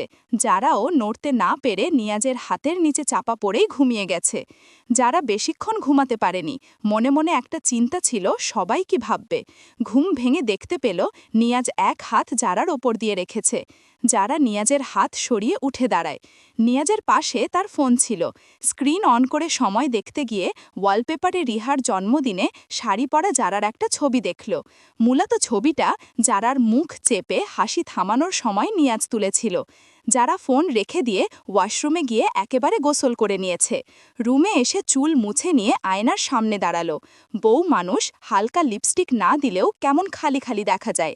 যারা ট্রলি থেকে সাজগোছের সব জিনিস রেখে লিপস্টিক তুলি নিয়ে ঠোঁটে লাগিয়ে নিল। নিয়াজ পাশ ফিরে শুতে গিয়ে ওর মনে হলো ও কিছু একটা দেখেছে। চোখ খুলে সামনে তাকিয়ে দেখল যারা আয়নার সামনে দাঁড়িয়ে চুলে চিরুনি চালাচ্ছে। নিয়াজ অনেকক্ষণ ধরে নেশাগ্রস্তের মতো তাকিয়ে থাকল। মন বলছে উঠে গিয়ে যারার চুলে মুখ ডুবিয়ে দে। চোখ বলছে সালা চুপটি করে ঘুমা। অবশেষে সব কিছুর সাথে যুদ্ধ করে নিয়াজ চোখ বন্ধ করে নিল। যারা মাথায় ঘোমটা টেনে নিচে চলে গেল। ৮টা বেজে গেছে, বড়রা উঠে পড়েছে সবাই। একজন মহিলা যারাকে দেখে বললেন, ও মা, বৌমা, তুমি এখন নিচে আসতে গেলে কেন? তোমরা তো সকালেই এসেছ, ঠিক মতো ঘুমাতেও তো পারোনি। যারা মুচকি হেসে বলল, অনেকক্ষণ তো ঘুমালাম। মিসেস রেনু রান্নাঘরে সবকিছুর তদারকি করছেন। সকালে কে কি খাবেন সেসবের দিক নির্দেশনা দিচ্ছেন। যারার গলার স্বর শুনে রান্নাঘর থেকে বেরিয়ে এসে যারাকে কিছুক্ষণ বকাঝকা করলেন। এখন নিচে নেমে আসার কি দরকার ছিল? যারা মিষ্টি হেসে মিসেস রেনুকে বললেন, আমার এখন আর ঘুম আসবে না, তাই নিচে চলে এলাম। যারাকে সোফায় চুপটি করে বসে থাকতে বলে মিসেস রেনু আবারও ছুটলেন রান্নাঘরে। অফিসে ঢুকতেই সবাই নিয়াজ আর যারাকে বিবাহিত জীবনের শুভেচ্ছা জানাতে লাগল। সবার সাথে কথা বলে নিয়াজ নিজের কেবিনে চলে গেল। যারা নিজের কেবিনে বসতেই রিহা পাশে এসে দাঁড়ালো। যারা একবার রিহার দিকে তাকিয়ে মুখ ফিরিয়ে বলল, তোমার সাথে কোনো কথা নেই, তুমি বিয়েতে গেলে না কেন? রিহা মুখটা ছোট করে বলল, সরি, আসলে আমার জার্নি করার অভ্যেস নেই, বমি করে ক্লান্ত হয়ে যাই, চোখও মেলতে পারি না, তাই তো যাইনি। যারা শান্ত কণ্ঠে বলল, বাহানা বাদ দাও, তাহলে রিসেপশনে গেলে না কেন? সেটা তো আর গ্রামে হয়নি। রিহা বলল, কাল মাকে নিয়ে একটু ডাক্তারের কাছে গিয়েছিলাম। যারা আচ্ছা বলে কাজে মন দিল। রিহা যারাকে খুঁটিয়ে খুঁটিয়ে দেখছে, ঘাড় একবার একদিকে ফিরিয়ে যারাকে পর্যবেক্ষণ করছে। যারা মাথা তুলে রিহার দিকে তাকিয়ে বলল, কাজ নেই তোমার? রিহা যা খুঁজছিল সেটা না পেয়ে ভ্রু কুঁচকে বিরক্তি নিয়ে বলল, পাচ্ছি না কেন? যারা বোকার মতো চেয়ে থেকে বলল, কি পাচ্ছ না? রিহা কোনো সংকোচ ছাড়াই বলে দিল, নতুন বিয়ে হয়েছে, তোমার ঘাড়ে গলায় দাগ নেই কেন? না মানে এই দাগ সরানোর জন্য কি রিমুভার আছে? যারা আজ শাড়ির সাথে হিজাব পরেনি, এখানে ওর কাছে কোনো হিজাব ছিল না। নিয়াজ বলেছিল যাওয়ার সময় যারাকে কয়েকটা হিজাব কিনে দেবে। হিজাব না পরার দরুন গলা ঘাড় দেখা যাচ্ছে। যারা লজ্জা পেয়ে বলল, কি উল্টাপাল্টা কথা বলছো? রিহা অবাক হওয়ার ভান করে বলল, কি উল্টাপাল্টা বললাম? যা সত্যি তাই তো বললাম। স্যার আর তোমার রোমাঞ্চকর মুহূর্তগুলো মনে পড়াই লজ্জা পেলে বুঝি? যারা চোখ মুখ এদিক ওদিক করে বলল, এরকম কিচ্ছু না, তুমি কাজ করো, যাও। রিহা হাসতে হাসতে বলল, যাচ্ছি যাচ্ছি, হায় আল্লাহ, কবে আমার এরকম দিন আসবে। যারা আজ আর ভার্সিটিতে যায়নি, কাল থেকে যাবে, তাই আজ নিয়াজের সাথেই অফিসে চলে এসেছে। গতকাল রিসেপশনের অনুষ্ঠান খুব জাঁকজমকপূর্ণভাবেই করা হয়েছে। রাতে ক্লান্ত হয়ে যারা নিয়াজের আগেই ঘুমিয়ে গেছে। নিয়াজ আর যারাকে না জাগিয়ে নিজেও যারাকে জড়িয়ে ধরে পাশে শুয়ে পড়ল। নিয়াজকে কোম্পানির একটা কাজে বিদেশে যেতে হবে, 10 দিন পরই যাওয়ার ডেট ফিক্সড হয়েছে। যারাকে নিয়ে যেতে পারত, কিন্তু ওখানে নাকি 2 মাস থাকা লাগবে। এই 2 মাসে যারার পড়ালেখার ব্যাঘাত ঘটবে। তাছাড়া যারার কোনো পাসপোর্ট নেই।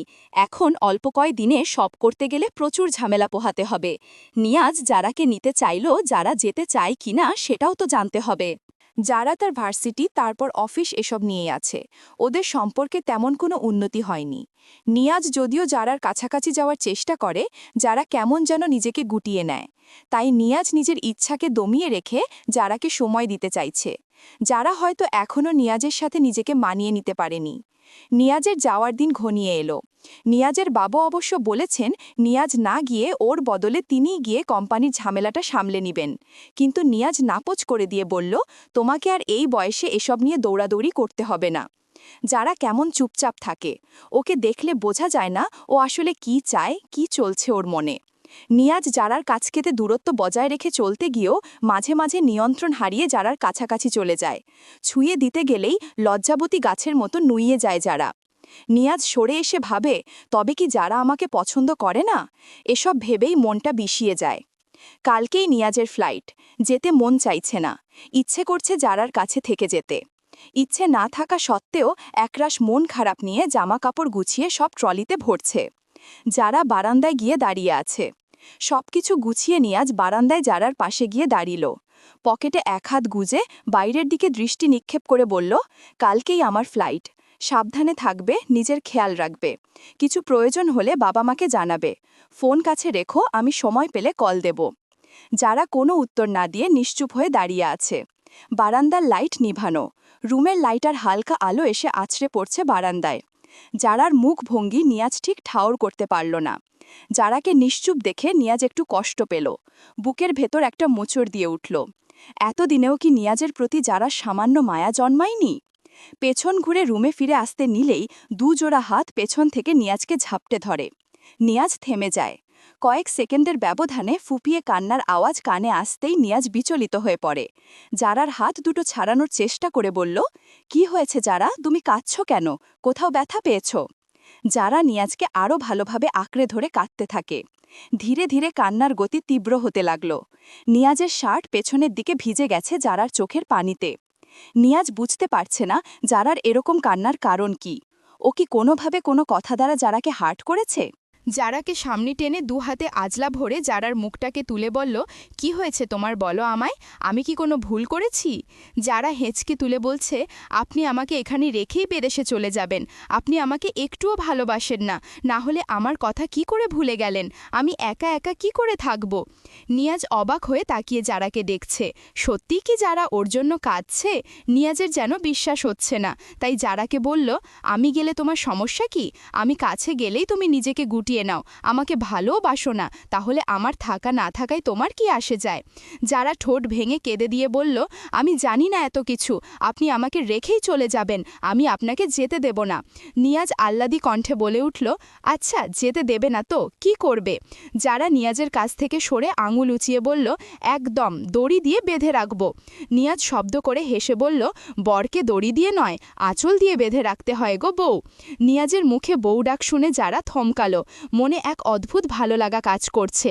যারা জানে না ওর মনের অনুভূতির নাম কি, তবে সামনের এই মানুষটাকে ওর বড্ড প্রয়োজন, মৃত্যুর আগ পর্যন্ত এই মানুষটাকে তার পাশে চাই। যারাকে এক দৃষ্টে নিজের দিকে তাকিয়ে থাকতে দেখে নিয়াজ তুড়ি বাজিয়ে বলল, হারিয়ে গেলে নাকি বউ?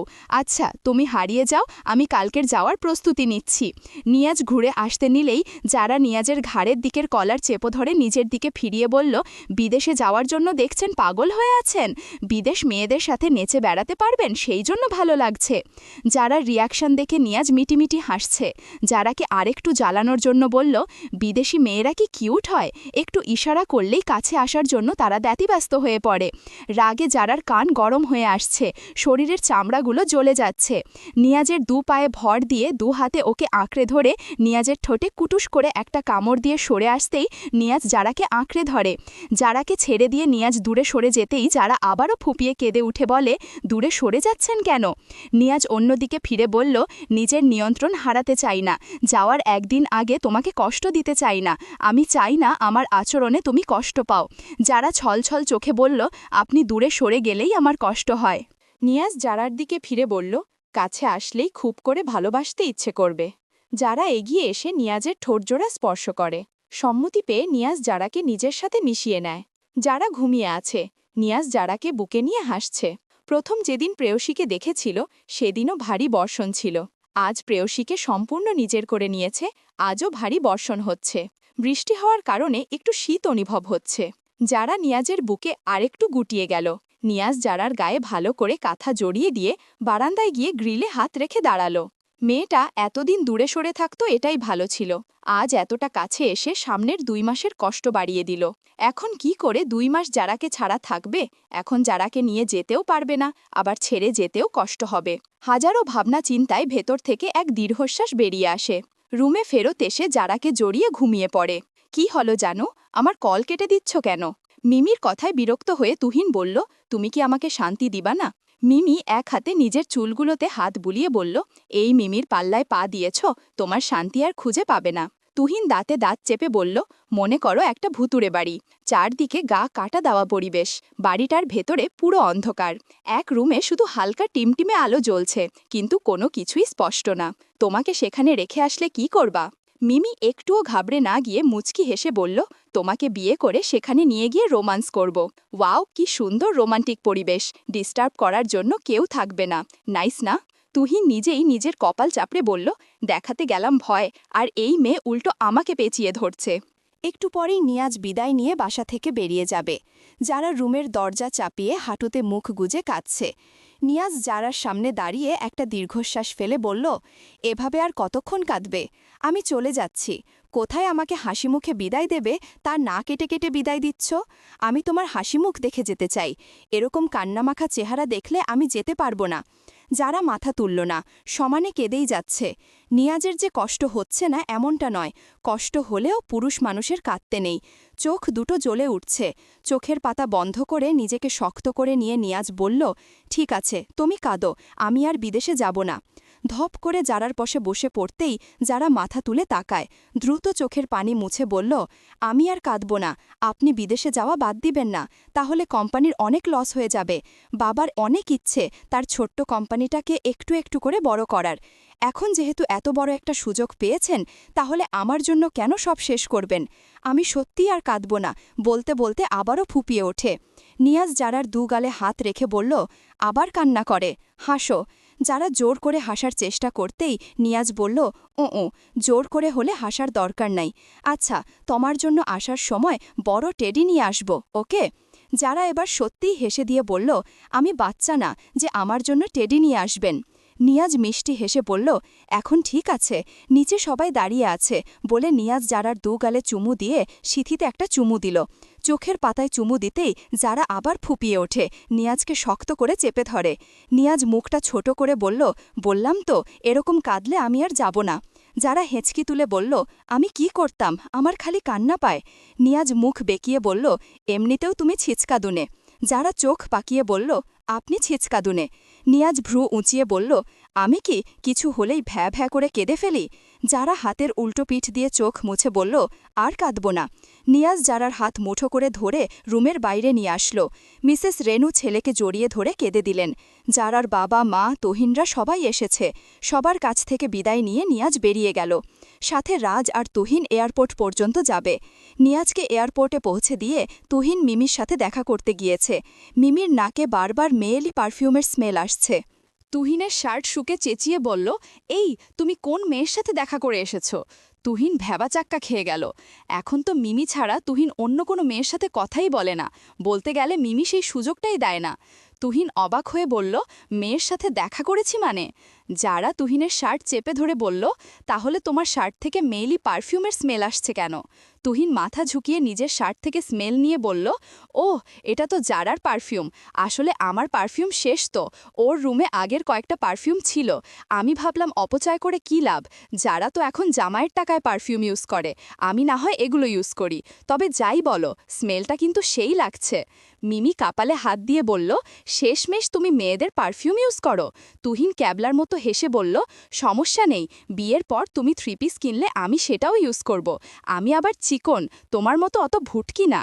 মিমি খেপে গিয়ে বলল, আমি ভুটকি? সবাই আমাকে চিকন বলে আর তুমি ভুটকি বলতেছো? তুহিনের পিঠে কয়েক ঘা বসিয়ে মিমি হন হন করে হেঁটে চলে আসে। নিয়াজকে ছাড়া যারার দিনগুলো কেমন বিষণ্ণ কাটে। সারা দিন নিজেকে ভার্সিটি আর অফিসে ব্যস্ত রাখলেও রাতের বেলায় খুব করে মনে পড়ে নিয়াজের কথা। নিয়াজ প্রতিদিন নিয়ম করে 3 বার ফোন করে। ভিডিও কল দিলেই মাঝে মাঝে যারা কেঁদে ওঠে।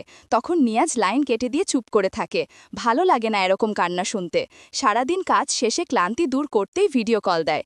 যখন হাসি মুখের বদলে কান্নামাখা মুখ দেখে, তখন কি আর ভালো লাগে।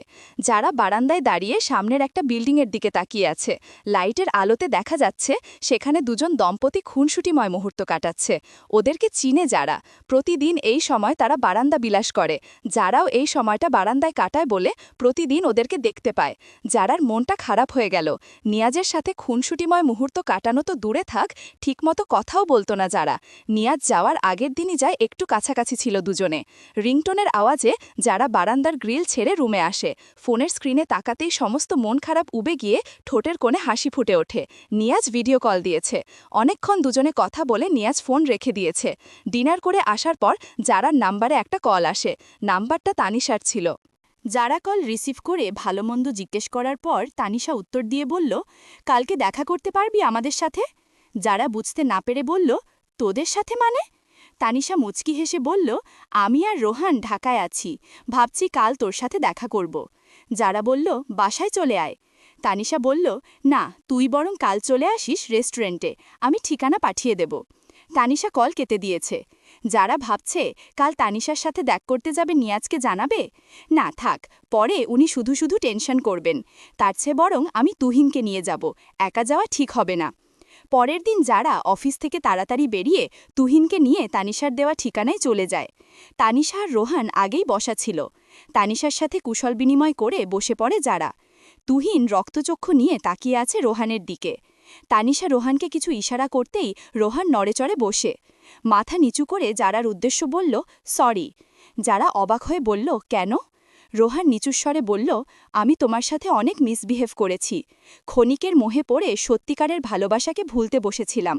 বাবা মা যখন তোমার ছবি দেখালো, আমি জানি না আমার কি হলো। তোমাকে দেখেই ভালো লেগে গেল। বাবা মা আমাকে নিজের কোনো পছন্দ আছে কিনা জিজ্ঞেস করতেই আমি তানিশার কথাটা চাপিয়ে গেলাম। মরিচিকার মতো মিথ্যা মোহে ছুটলাম। সব কিছুর জন্য সরি। আমি এখন বুঝতে পেরেছি তানিশা আমাকে কতটা ভালোবাসে। আমি নিজের ভুল বুঝতে পেরেছি। আমি চেয়েছিলাম আমাদের সন্তান পৃথিবীতে আসার আগেই তোমার কাছে ক্ষমা চেয়ে নিতে। তুহিন দাঁত কিরমির করে বলল, যারা তোর সন্তানের কথা ভেবেই সেদিন আমাকে দমিয়ে রেখেছিল, নয়তো এতদিনে মোড়ে ভূত হয়ে থাকতি। যারা তুহিনকে থামিয়ে দিয়ে বলল, আমি চাইব আপনি আপনার স্ত্রী সন্তান নিয়ে ভবিষ্যৎকে সুন্দর করে গড়ে তুলুন। আর আপনি আমার কাছে ক্ষমা চাইছেন কেন? আপনি ভুল করেছেন, আল্লাহর কাছে ক্ষমা চেয়ে তওবা করুন। আজ আসি বলে তুহিনকে উঠতে বলে। তানিশা বলল, আমি খাবার অর্ডার করে ফেলেছি, খেয়ে তারপর যাবি। যারা মুচকি হেসে বলল, আমি বাসায় না বলেই এসেছি, আমাকে ফিরতে হবে। দেখতে দেখতে 2 মাস কেটে গিয়েছে। নিয়াজের ফিরতে আর মাত্র 2 দিন বাকি। যারার ভেতর টান টান উত্তেজনা কাজ করছে। নিয়াজ যে কাজে বিদেশে গিয়েছে সেটাতে সফল হয়েছে, আরও একটু কাজ বাকি আছে বলে জানালো নিয়াজ, তাই তো 2 দিন পর ফিরবে। গভীর রাতে ঘুমের ঘোরে যারার মনে হলো কেউ ওকে পেঁচিয়ে রেখেছে।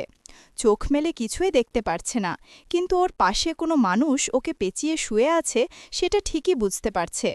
ছটপট করে ছুটতে গেলেই পাশে শুয়ে থাকা মানব যারাকে আরও পেঁচিয়ে ধরে। ভয়ে যারার প্রাণ পাখি উড়ে যাওয়ার উপক্রম। পাশে হাতিয়ে ওড়নাটা নিয়ে ওই ব্যক্তির গলায় পেঁচিয়ে দিয়ে তাকে ধাক্কা মেরে উঠে লাইট অন করে। যারা থমকে গেছে। এরকম দৃশ্য দেখবে ও ভাবেনি। মনে হচ্ছে এটা কেবল স্বপ্ন। নিয়াজ গলা থেকে ওড়না ছুটিয়ে পাশ থেকে পানি নিয়ে খেয়ে নিল। বেচারা কাশতে কাশতে শেষ। বউকে সারপ্রাইজ দিতে এসে নিজের গলা নিয়ে মরছে। যারা নিয়াজের পাশে এসে ওকে ছুঁয়ে দেখছে, সত্যিই কি নিয়াজ এসেছে নাকি ও স্বপ্ন দেখছে। নিয়াজ যারার হাতে চুমু খেয়ে বলল, আমি সত্যিই এসেছি বউ। চোখ ছোট ছোট করে অসহায় কণ্ঠে বলল, কিন্তু তোমাকে সারপ্রাইজ দিতে 2 দিন আগে ফিরেই যে এরকম হবে ভাবিনি। একটু হলেই আমি মার্ডার হয়ে যেতাম। যারা নিয়াজের উপর ঝাঁপিয়ে পড়তেই নিয়াজ তাল সামলাতে না পেরে খাটের সাথে বাড়ি খায়। এক হাত দিয়ে মাথা ঘষে আরেক হাতে যারাকে জড়িয়ে ধরে। যারা বলল, আপনি রুমে কিভাবে আসলেন? আমি তো দরজা লক করে রেখেছিলাম। নিয়াজ বলল, বাবা জানতো আমি আসব, বাবাই আমাকে চাবি দিয়ে দিয়েছে। মায়ের সাথে ব্যথা করে এখানে এসেছি। মাও প্রথমে অবাক হয়ে গিয়েছিল তোমার মতো। যারা চুপ করে নিয়াজের বুকে মুখ গুজে আছে। 5 বছর পর যারা রাতের জন্য রান্না শেষ করে রুমে এসেছে। খাটের ওপর বাপ বেটার দিকে তাকিয়ে ওয়াশরুমে গিয়ে হাত মুখ ধুয়ে নিচ্ছে। নিয়াজ ছেলেকে কোলে নিয়ে খুনসুটি করছে। নিয়াজ আর যারার ছেলের নাম জাহিয়ান, বয়স মাত্র 8 মাস। তাসিন তুহিন সবাই বিয়ে করে নিয়েছে। তাসিনের একটা 3 বছরের মেয়ে আছে। তুহিন মিমিকে বিয়ে করেছে, কয়েক মাস হলো। জাহিয়ান পাপ্পা বলে নিয়াজকে ডাকছে। জাহিয়ানের দাঁত উঠতেছে, তাই যাকেই সামনে পায় কামড়ে দেয়। কুটুস করে নিয়াজের গালে একটা কামড় বসিয়ে দিল। নিয়াজ কাঁদো কাঁদো হয়ে বলল, মা ছেলে মিলে আমাকে কামড়ে শেষ করতেছ তোমরা। ছেলে কামড়াবে গালে নাকে, সেখানে সুযোগ পায় সেখানে। আর ছেলের মা আমার হাত আর কান সরকারি পেয়ে কামড়ে যায়। যারা হাসি থামিয়ে বলল, নট সরকারি, অনলি আমার ব্যক্তিগত সম্পত্তি। হুহ। জাহিয়ানকে ঘুম পাড়িয়ে যারা বারান্দায় নিয়াজের পাশে গিয়ে দাঁড়ালো। নিয়াজ যারাকে নিজের সামনে ঘুরিয়ে এনে যারার পিঠের সাথে নিজের বুক ঠেকিয়ে দাঁড়ায়। যারা বলল, চারদিকে শোষো করে ঝড়ো হাওয়া বইছে, মনে হচ্ছে বৃষ্টি হবে। নিয়াজ বলল, তুমি কি জানো, আমি তোমাকে প্রথম বৃষ্টির দিনেই দেখেছিলাম। যারা বলল, জানি, সেদিন আমি ঢাকায় ফিরেছি, আপনি মাকে আনতে বাসস্ট্যান্ডে গিয়েছিলে। উহু বলেই নিয়াজ যারাকে প্রথম যেদিন দেখেছিল সেই দিনের কাহিনী খুলে বলে। যারা অবাক হয়ে বলে, বিয়ের 5 বছর হয়ে এক বাচ্চার মা হয়ে গেলাম, আর আপনি আমাকে একথা আজ বলছেন? নিয়াজ নিঃশব্দে হাসল। কিছুক্ষণ চুপ থেকে বলল, ছাদে যাবে? সেদিনের মতো বর্ষণ তোমাকে ভিজিয়ে দিয়ে যাবে, আমি অপলক তোমায় দেখব। সেদিন দূরে দাঁড়িয়ে থাকা ছাড়া আর কোনো পথ ছিল না, কিন্তু আজ কোনো বাধা নেই। বর্ষণের সাথে আমিও তোমাকে ছুঁয়ে দেব। বৃষ্টি শুরু হয়ে গেছে। নিয়াজ যারা খোলা আকাশের নিচে দাঁড়িয়ে ভিজে চলেছে। যারাকে পেছন থেকে জড়িয়ে ওর চুলে মুখ গুজে দিয়ে নিয়াজ বিড়বিড় করে বলল, ধন্যবাদ বর্ষণ, আমার জীবনকে সুন্দরতম করে তোলার জন্য, এই মানুষটাকে আমায় উপহার দেওয়ার জন্য। আগামী বর্ষণ মুখর দিনগুলোতে আমি এই মেয়েটাকে পাশে চাই। যারা চোখ বন্ধ করে বৃষ্টি আর সাথে প্রিয় মানুষের উষ্ণ ছোঁয়া অনুভব করছে।